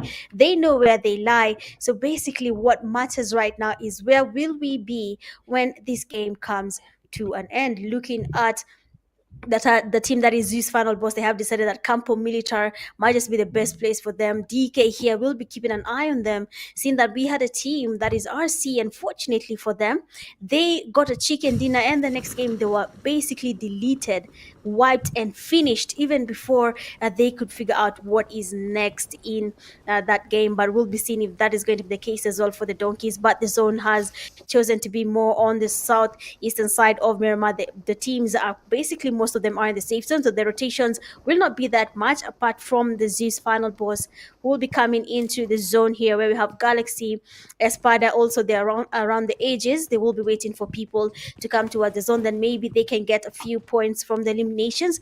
But even before most of the teams made their way to the ground, it seems like the first blood has been drawn, and Espada together with Tribe Warriors will be taking on a fight here already. Madness is down. They have to be really really careful. Losing this fight for Group C, this is basically their make it or break it match here. They need to make it work at the end of the day. So Reject X have to be careful. Make your calls correctly. Make them count. If they do not, please leave that fight. If the fight is not going to be on your favor, please leave that fight. But so far, Triberias and Reject X we'll be looking to take on a fight. Tribe Warrior player that is top seed trying to get closer to Madness. Though we have a player that is waiting to see. That is Anos. He does see top seed trying to get the revive and unfortunately not able to get any damage. But Tribe Warriors will be able to get their numbers back up and finally take on this fight. A fight I'm still not encouraging to take. But, well, they cannot hear me, so let's see how they're going to be handling this fight, seeing it is something they want to indulge in. Might be losing numbers or might be getting points to their name, but we are yet to see that. All the teams will spread out through the game. They are taking on the loots. They're trying to get their utilities right because that is very much important when it comes to this game. And now we have the original Black Panthers trying to go in for that push. And that player is down. I mean, what is not happening here? Original Black Panthers trying to get them, and Paradox is down as well. Atomic does get a knock and a Thirst. Unfortunately for the Black Panthers, they have lost one player, that is Tempet, leaving just Bodette and Atomic as the last two players standing from their team. So let's see what will be changing. Which teams are we expecting to win this game? But so far, Espada taking on a fight against the evil ones. We can see players getting down on their knees. Espada trying to get more knocks. Maldin really needs to be careful, but unfortunately for Espada, the evil ones are not ready to go back lobby just yet. They do be enough for them to qualify in the top 14. For Espada, it is GG's for them. I mean, you can see what's happening right now. Espada is already down. Other teams are losing numbers. I mean, it is the last game. Things should be different, right? No, I believe they would have used a different strategy because them going hot and at this at the position that they are in right now, I believe that was the most can I say absurd, but that was the most wrong idea that I've seen here. I think Espada would have like played safe because they are losing players at the start of the game. How is Espada doing this? Escape the tournament. They just got the Bulls. They just got the Horns. They just were kicked back to the lobby. They brought the fight. They represented Madagascar. But right now, where do they really stand when it comes to the table? Because this game is crucial. Being the last game, you have this back to these. Can I say match? Once you're gone, you're gone. So you need to do a lot to survive. You need to use some different strategy. If you saw the first strategy ain't working, just use a different strategy. Right now, the RGCs, they have 3 players in. Evil with 4 players. The Reject with 1. We have the OBPs with 1 elimination. I see a lot of teams are losing players. Teams with the trios, teams with duos. Who is really going to win this? Is this really going to be a numbers game? Is the DKs? But these are the DKs. The DKs just need 3 points. 3 crucial points. And I believe they know that. Are they really going to get these points? They just need 3 eliminations or 3 placement points. I believe when it comes to placements, that might be easy to get, right? I think placements are the easiest to get because they're not fighting. Yeah, I mean, like for DK, what I was trying to advise them, but they cannot hear me, is just look at the kill feed. Just count. Right now, one team is down. So we are 12. We need to relax a little bit. We are not yet where we need to be. We don't have the placement points, so let's wait. But you see, this is a competition, and we do not know where teams are, especially for the ones playing. Us, the viewers, we can see and we can look at the map and say, okay, there's a team there, a team here, so let me not go there. DK, that is not the case. And you can see even as they pass by Impala, the team that is Glory can see them. They can see that there's a team passing by. DKs are making their rotation. So should we engage or not, depending on what Glory's goal is as of now, DKs might just be lucky and they will not be engaging in any fight. But if they want a fight, then DKs will be forced to take on the Team Glory in these early stages of the game. They really need to figure this out. They need to be a little bit more patient, come in with the zone, make the late rotations, follow the zone through, let the zone guide you into the safe zone. But of course, we'll be having some teams lurking around the edges of the zone, trying to see how are we going to be taking this to advantage, which teams are going to be stopping as they try to make it to the safe zone. But honestly, DK, I'm hoping they have a plan around it. And of course, for all the other teams, they should do the same. Take their time, figure out what's next, because even for Zeus Final Boss, they are also not that far from going down the leaderboard as well. So they also need to think it through. Are we going to be taking this fight? Are we not taking this fight? All these teams have a lot to win and lose at the same time. They just have to figure out which one matters. Honestly, I'm just even worried for them. For RJC, they're cruising. They're just cruising. This game is theirs. They're just moving around, taking the vehicles, changing car skins, and having their time of their life because they know where they are. They're comfortable. Yeah, but being comfortable might lead them to get knocked early, but I don't think it's going to do any damage to their scores because already they know they are up and they just need a couple of points to be at the top of the table. RGCs, these guys are very much able. They have been doing this, and I believe these guys might be winning this game. We have the TBs, Kim Jong-un, RGCs trying to attack the TBs, Triborians trying to get to some very peculiar and a very awesome position. In most of the Myanmar games that I've watched, most players tend to take the high vantage points. Once you take the high vantage points, you have that big advantage when it comes to these kind of lobbies. We saw the DKs in the day 2. These guys, they took the vantage points. They were rolling the lobby at that exact point. Yesterday, we saw the 12 esports. These guys, they were very incredible when it came to those vantage points. We've seen a lot of guys. We've seen insane esports. Also, these guys, these are the ring warriors when it comes to such points. But right now, Evil, once these are the guys that are leading when it comes to the eliminations. 4 eliminations for the Evil ones. Reject with 1. We have the OBPs with 1. RGCs, and we have a fight. Kim Jong-un getting knocked. Triborians losing a player. Is he going to get dusted? Yes, he is. RGCS, they got the dust. Right now, they have the 1 elimination. A 3-man team, a trio. And these guys, they are inflicting damage wherever they are going, wherever they are stepping. They are just leaving casualties in their path. And I believe we are going to be seeing one of the greatest finals in the PMAC history this LAN, this coming final team. And guys, Dream Team Esports, they are still in the game. But right now, we don't have a lot of fights. We've seen a lot of games, Mitch. We are having early fights, but in this game, only 7 players have been eliminated. I thought that we are going to be seeing something different. Players thinking outside the box. Well, they're basically thinking outside the box right now. They're imagining, they have not seen the overall points. They cannot make an assumption yet. So they are going to be thinking, what next? Are we taking on this fight? I believe this is the slowest the Group C has played. And it is because they are basically in a dilemma. Are we in or are we out? Are we in the top 14? So right now, only Espada is basically not sure because they're not even in the game anymore.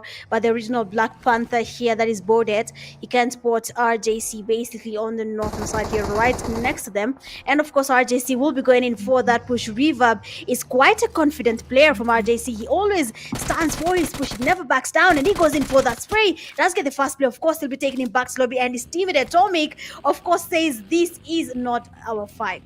Let's retreat. And he does exactly that. He goes away from this fight. But when you look at Reverb, he is not losing. He's not letting this player get away from him. He wants to go in for that push. And as Atomic tries to retreat, he can see another team right in front of him, and that is the Tribe Warriors as they make their rotation. Right now, most teams have made it to the zone. No More Esports is also making their way to the safe zone. Atomic, RJC is also not in zone yet. Rejects all the way in the southern side need to move towards the zone. Holding the southern side of the safe zone, they will be making it quite hard for any team that decides to do a rotation on the lower side of the safe zone. Anyone that decides to go towards that is where the donkeys are, then maybe they will be giving them free eliminations that the Donkeys really need right now to make their way in the top 14 in the overall ranking. And for the grand finale teams, they really need to work it out. They need to figure it out. But for RJC, 3 players only. They're just having fun. They didn't even need the 4th player. All they need is that the placement points or the elimination points, anything that works. And it seems like there's closing on the Donkeys, and that is Reject X. The Donkeys are avoiding the fight, but they seem to be the fight magnets because the fights are going towards the Donkeys right now. Honestly, the DKs, I think these may be the hardest thing that they're facing right now, because it looks easy. It looks easy to us, like getting 3 eliminations or getting 3 placement points, but to them it's a nightmare. As you can see, 12 teams still remain. RGCs, these guys are just spoiling plans for teams. These guys are here to get the action rolling. These guys just want a margin. They just want the number 1 spot. So any team that is encountering the RGCs, they need to be very careful, because these guys, they have nothing to lose. They have more to gain than to lose. Right now, they can't lose anything. When they get knocked, they don't lose anything. But when they get you down, they have absolutely everything to gain for each and every action that they shall be getting. We have the Galaxies, we have the Glories, the team that has one less match because of not them being available right now. They must make this game count. The last game in these of group stages. F4 still a 0. Normal still a 0. DT still a 0. Ball still a 0. DK, TBW, Glory, and Galaxy. All of them tied up with 0 eliminations as we speak. But the tides might be changing when it comes to the last zones. The zone is shrinking as we continue, as the time passes by. TikTok, 13 minutes into the game, 14 minutes at the moment in the clock, and we shall be clocking the eliminations as soon. Yeah, as soon. Because right now, as the time goes by, the zone shrinks more, and as the zone shrinks more, the teams get closer, and as the team gets closer, chaos erupts. Just like a volcanic mountain. That is what we are expecting to be seeing. TB Madness, TB Topic. We have the RGC Reverb, RGCS, and we have Baby. All of them in the same vicinity, but not able to spot each other. We have the DKs. They are making that push. I believe TB's thing is down, and the DKs might get that elimination. The DKs might steal that eliminations from the RGC Reverb. The DKs are in with the back, at the back of the TBs. They might make the push, but unfortunately, I think they shall be leaving that area. They do not want the close encounters. They don't want the early fights. Right now, the DK is playing a different game. They need to get to the top 8. They need those placement points as much as they can. I believe in the top 6. Yeah, top 6, most probably. Top 6 with 1 elimination. I think they'll be like at a very, very good position, mate. As we continue seeing all these, the RGCS, they are just spoiling plans. They are just making their name hard. They are just asserting their dominance as we continue with the game. Yeah, Evil Ones are 4 eliminations. We have the RGC with 3, the Rejects with the 1, we have the OBPs with 1, Galaxy with the 0, and they are making the push. And the team that has been destroying, the team that has been making this happen, and the TB Madness getting the RGCS, and the RGCS is down. TB Madness right now very angry indeed, mad indeed, going for the push, but getting some matches very, very low. Will he be able to fight against the RGCs? Oh my goodness me, no. He is not able to clutch versus those guys, but look at the elimination count right now. RGCS was eliminated, but one of the RGCs has 5 eliminations. DK and the DKs are making the push. The RGCs have got one of the RGCs, and they need to make the push as soon as. Right now we have another fight. We have the Rogues. They are fighting against the Rejects, and the Rejects, they are having not a fantasy, not a good time. They cannot rest because the force, they are coming in hot. As real as it gets, he is making a push with that UMP, and that is how they dominate. They rejected back to the lobby, and they shall be taking some new samples with them. Force for as real, and this is as real as it gets. Jeez. I mean, that was a very interesting fight. And as they were taking on that fight, as F4 was reigning there, making sure they can confirm those eliminations, we had RJC getting eliminated by the Donkeys. The fight found the way to the Donkeys, but somehow they did survive that. And now, 2 eliminations to their name, but for how long will they be surviving to get the points? They need to make it to the top 14. And looking right now at the Team Glory, they have a team right next to them, and that is Galaxy. No one wants to move. Everyone is holding the building. Everyone is playing it safe. No movement. Let's lie down. Let's wait for that one player to make a mistake. But I'm sure these two teams are aware that there at least some people around them. The game ending in Los Leones is not something we had anticipated. It is a very good place. It has enough buildings that teams can hold out in these compounds. But the thing is, can you maneuver easily? Do you understand how to listen to steps? Will you be able to identify where this team is pushing you from? So that is something we'll be seeing if it is going to be happening or not. But then DK are making their rotations now towards the safe zone. They are lucky the zone is just by the edge where they are. This play might just be working out for them. Teams are not going where they are right now. They are quite safe. They will be holding that for a while. But F4 as well is making a slow rotation, and the Donkeys might just be taking on F4 if they encounter each other. Every other team is in the zone. Zeus final boss playing it safe. Evil ones no more. Original Black Panthers, the last player, Atomic, has a lot to play right now. He's the only person remaining from his team. He has to figure it out. He has to get that chicken if he can do it. If not, get those placement points. But right now, Galaxy going in for that, which the DBS does get a perfect knock on Mark. They're taking him back to lobby. And of course, Glory knowing that this is possible, they will be going in for that push, taking on the players from Galaxy. Fagioso, cooking up a nade there, trying to get a Kobe. But then Galaxy players changing his position. The nade will no longer be helpful because as you can see, everyone is moving. Everyone wants to be safe. They need the numbers. And if it means taking on the fight, then why not? Pang, they're getting pushed. Another nade getting cooked up, and the pressure is in their Glory, putting in the pressure for Pang. He's trying to figure out what to do next, but it is impossible to go against Glory with that push. They have the numbers. They are coming in quite hot. So what next? Glory is finally doing what they need to do to dominate in this game. They do not have a lot to play in. Only 2 players remaining from the Galaxy, that is S29 and him. But easy, him and Nade is getting hooked up there. Might just be a Kobe on Legends, and it doesn't really connect. S29 surviving that grenade. It was lethal, but he is quite lucky that Nade was not cooked to perfection, and he will be surviving that for now. Looking at Atomic, I mean, he's just but a solo, so I don't know who's going to be spotting him there. But honestly, he needs to stay there for quite some time. He needs the points. But for Team Glory, 2 eliminations to their name. They have nothing to lose other than numbers if they do not get that elimination play happening right now. If they're not able to take on Galaxy him, if that nade doesn't connect, and we have Galaxy S29 being down, immediately we'll have Glory going in for that push. They want to eliminate the players from as they go in for that push. Sorry, him is the only person standing, waiting by the stairs. The fast knock is in there, still trying to go for that push. Glory has to be careful. That is a lethal shotgun. Another player is down. I mean, what is happening right now is Galaxy is about to create a story that people will be talking about for quite a while. Galaxy, him is exactly who he thinks he is. He is him. Wow. One VTK. 2, one shotgun. 3, 4, pump that thing up. That was insane.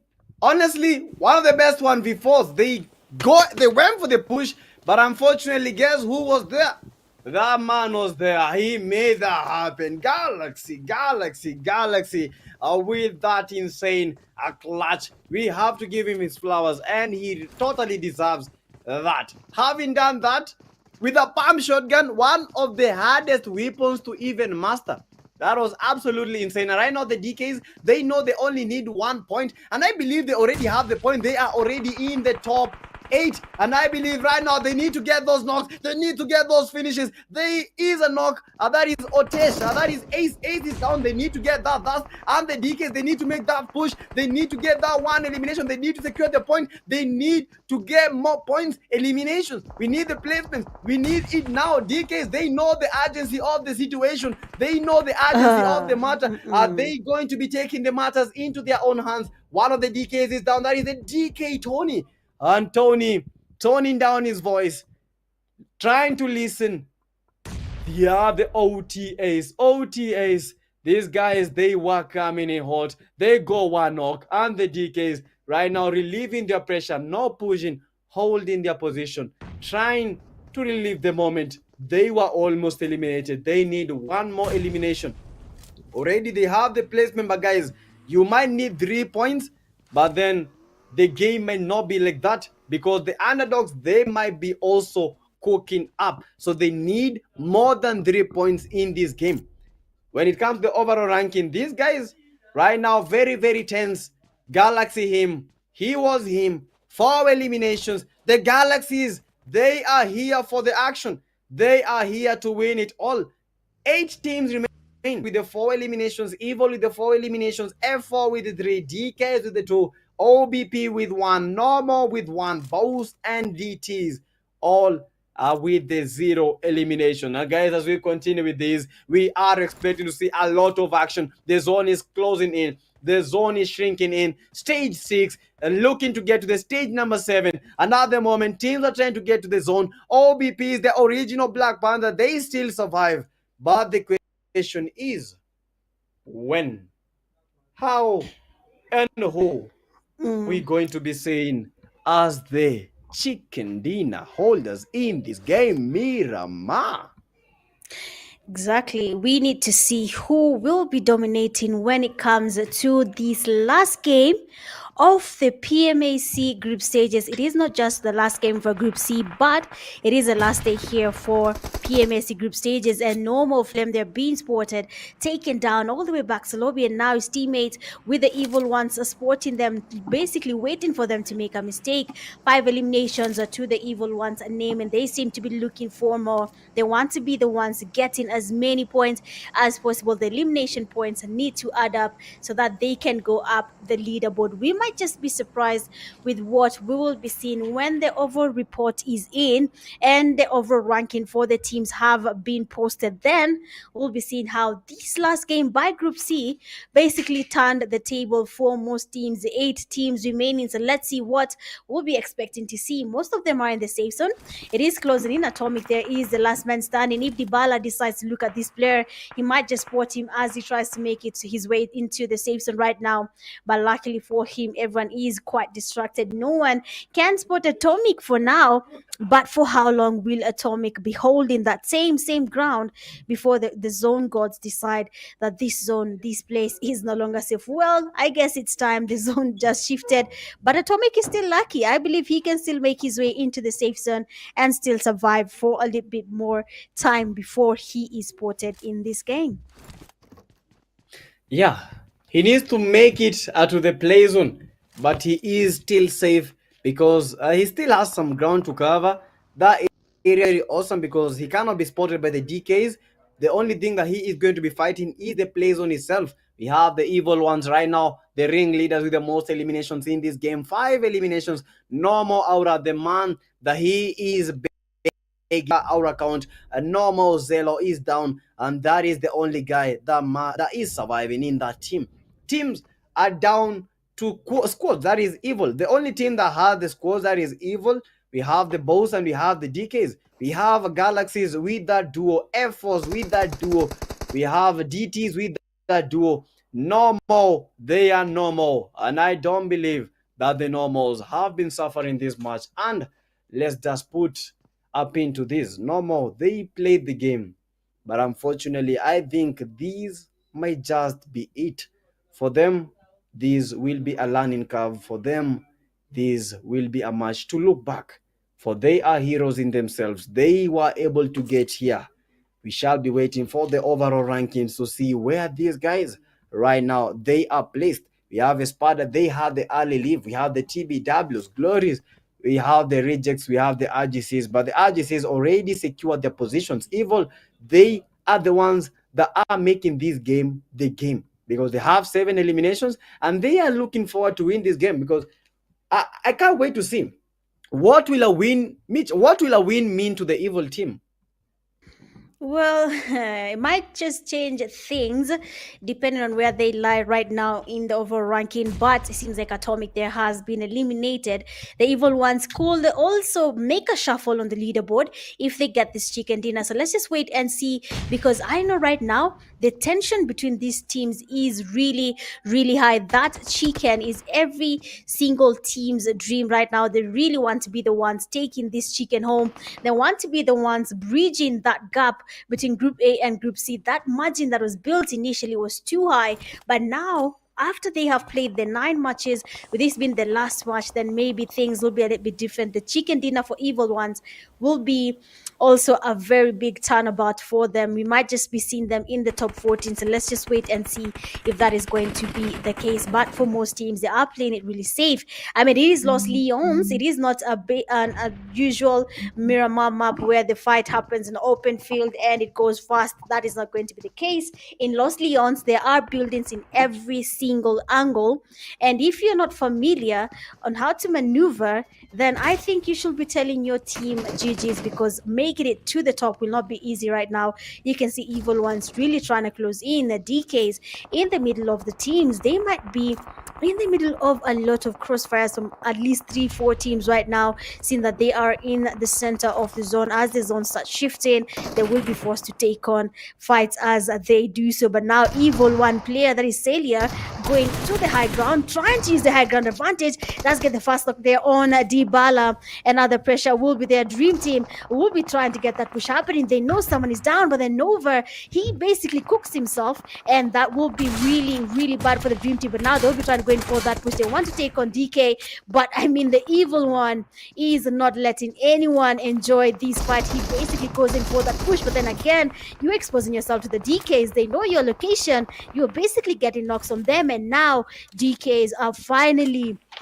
I believe, have gotten the points they need to make it to the top 14, but then not too soon. We have Galaxy closing in on them as well, and they will be taking on these fight teams, finally gathering the confidence. They know the fights are taking place. They know everyone is distracted, so why not get into this fight and try get something for ourselves as well? But then DK is not going down without a fight. They're taking on the nades here. They are connecting. They are getting the knocks on Galaxy, but for how long? DK Deidara trying to go in for that push, and him is no longer him, because Deidara, he will be taking him back to lobby. I mean, PTK, the table, this will be a big shuffle, a very big shuffle.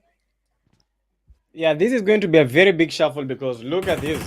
Evil ones with 9 eliminations, still have 3 players remaining. We have the DKs right now losing a teammate, but the teammate, I think he might get recalled, he might get revived. That is, we have the boss team with 3 players still intact. So right now it's a 3v2 with 3 teams remain. That is the evil ones, DKs, and finally the boss. They knew they only needed just a few points. Right now, they have just gotten more than that. DK Deidara might be looking to close in for the DKs. The DKs at the moment, they have 5 eliminations, more than what was required. But right now, the evil ones, they are proven to be a threat when it comes to these overall standing. Evil ones, evil Lucifer, they are making the push. Arara, final boss, the bosses are here. They are coming for the job. They are coming for the action. They are coming to set the record straight.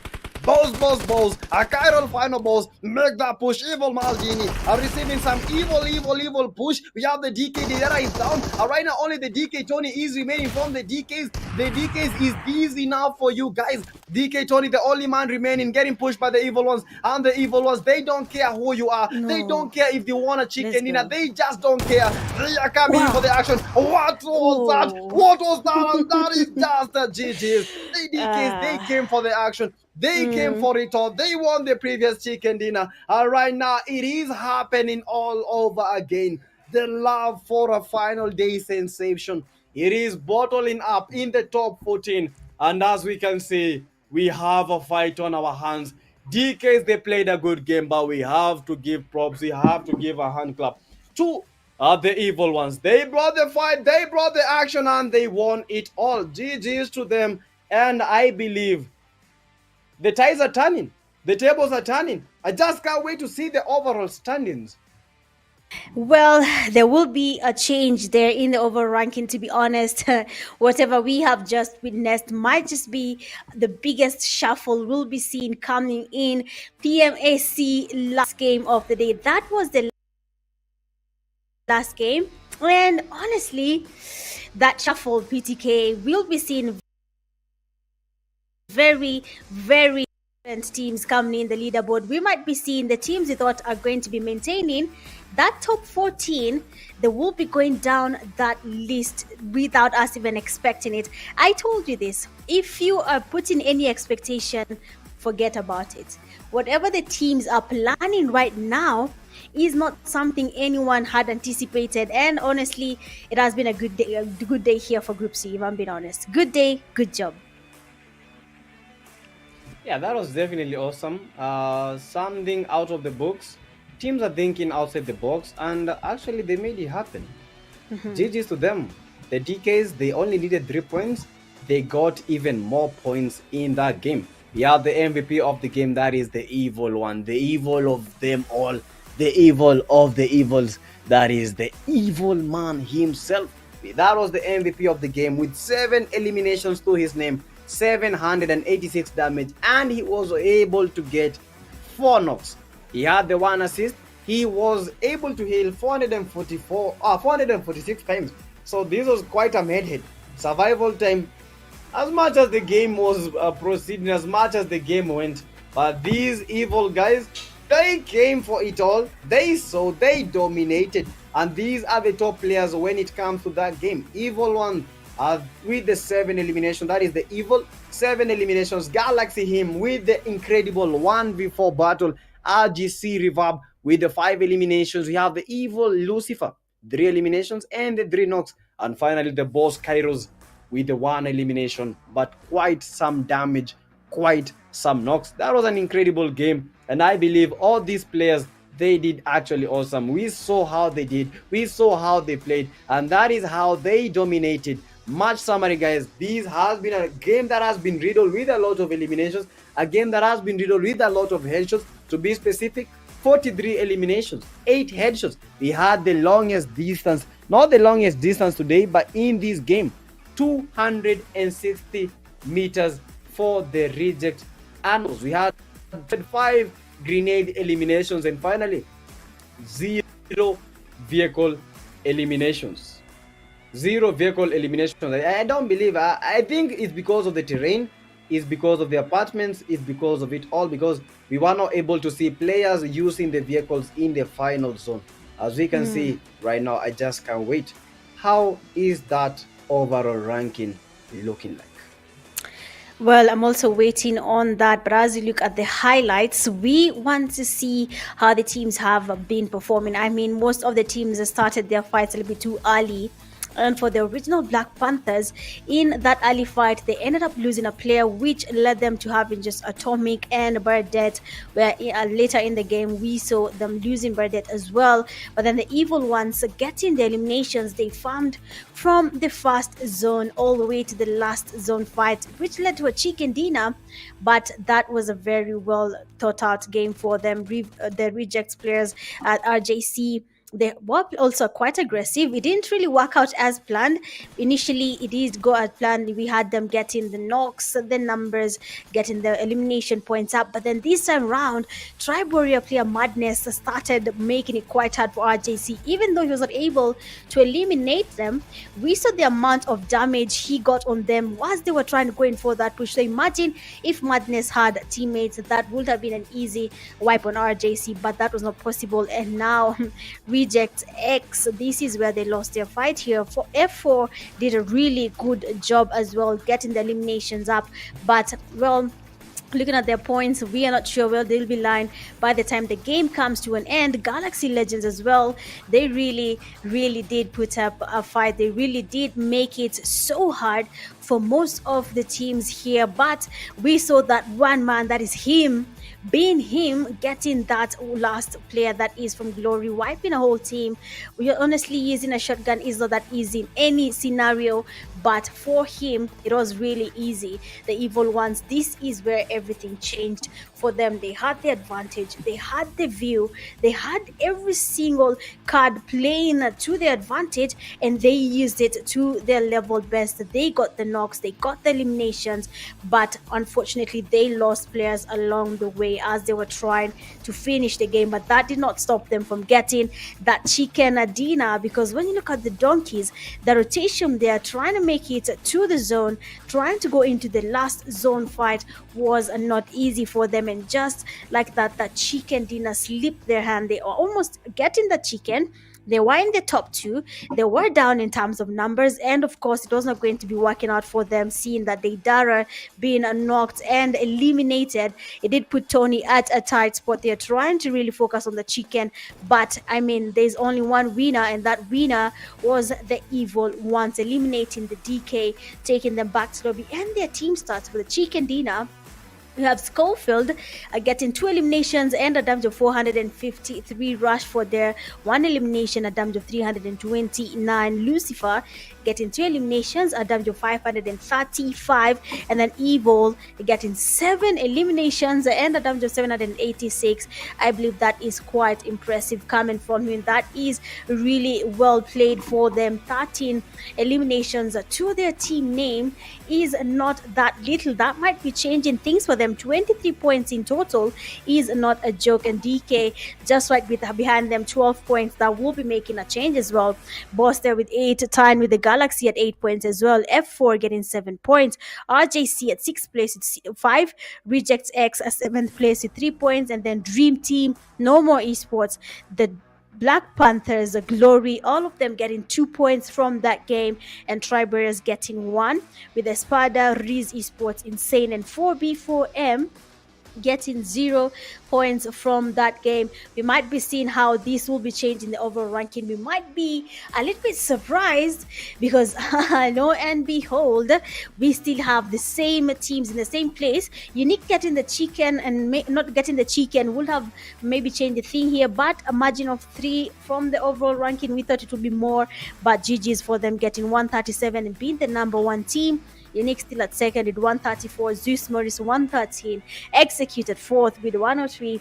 Fifth place, you have Angry 98. Still Tiny 3C 98. One Band 94. And RC, luckily for them, still survive in the top 8 position. And that means they have secured their slot here in PMAC Grand Finale. I mean, I'm interested to see what has changed. Where is the donkeys? Where are the evil ones? And the donkeys finally have been able to make their way to position 11 with 83 points to their name. Well, 86 at 10th place. 12 Esports at 9th with 87 points. Rage Esports also qualifying. More Esports and Reject X closing that line, getting 81 points to their name.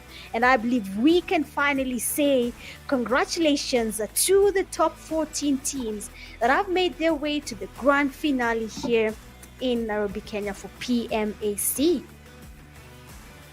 Honestly, that was one of the most incredible comebacks when it comes to PUBG mobile esports scene. The DKs, how they made it there, the boss, how they made it there. It is not a chance of these are not chances. This is just incredible precision, incredible skill, incredible can I say training, because these guys, they came much prepared today, and that eventually worked. But for the top for the guys that are 15 and below, I believe these might be the end of their journey in the 2025 PUBG Mobile African Cup. They came, they played evil ones, they brought their action, but I believe that was a bit too late for them. With that one game that they missed, I believe they would have been at a very they would have had that advantage, but because they missed one game, that is why they are there. If they started doing this in the day number 1, in the day number 2, I believe we could have been seeing a different scope when it comes to this table. But unfortunately for the MUs, Evil, Glory, TBWs, Navy, Air Force, Espada, this is the end of the line for them. That was the game number 30. Insane gameplay, insane skills. 21st century, we have the RRQs, RAGs, normal, ITX, 4 miracles, REX. Those are the ruthless, and finally the galaxies. They brought their all, but I have one word for all these guys. It is not over yet.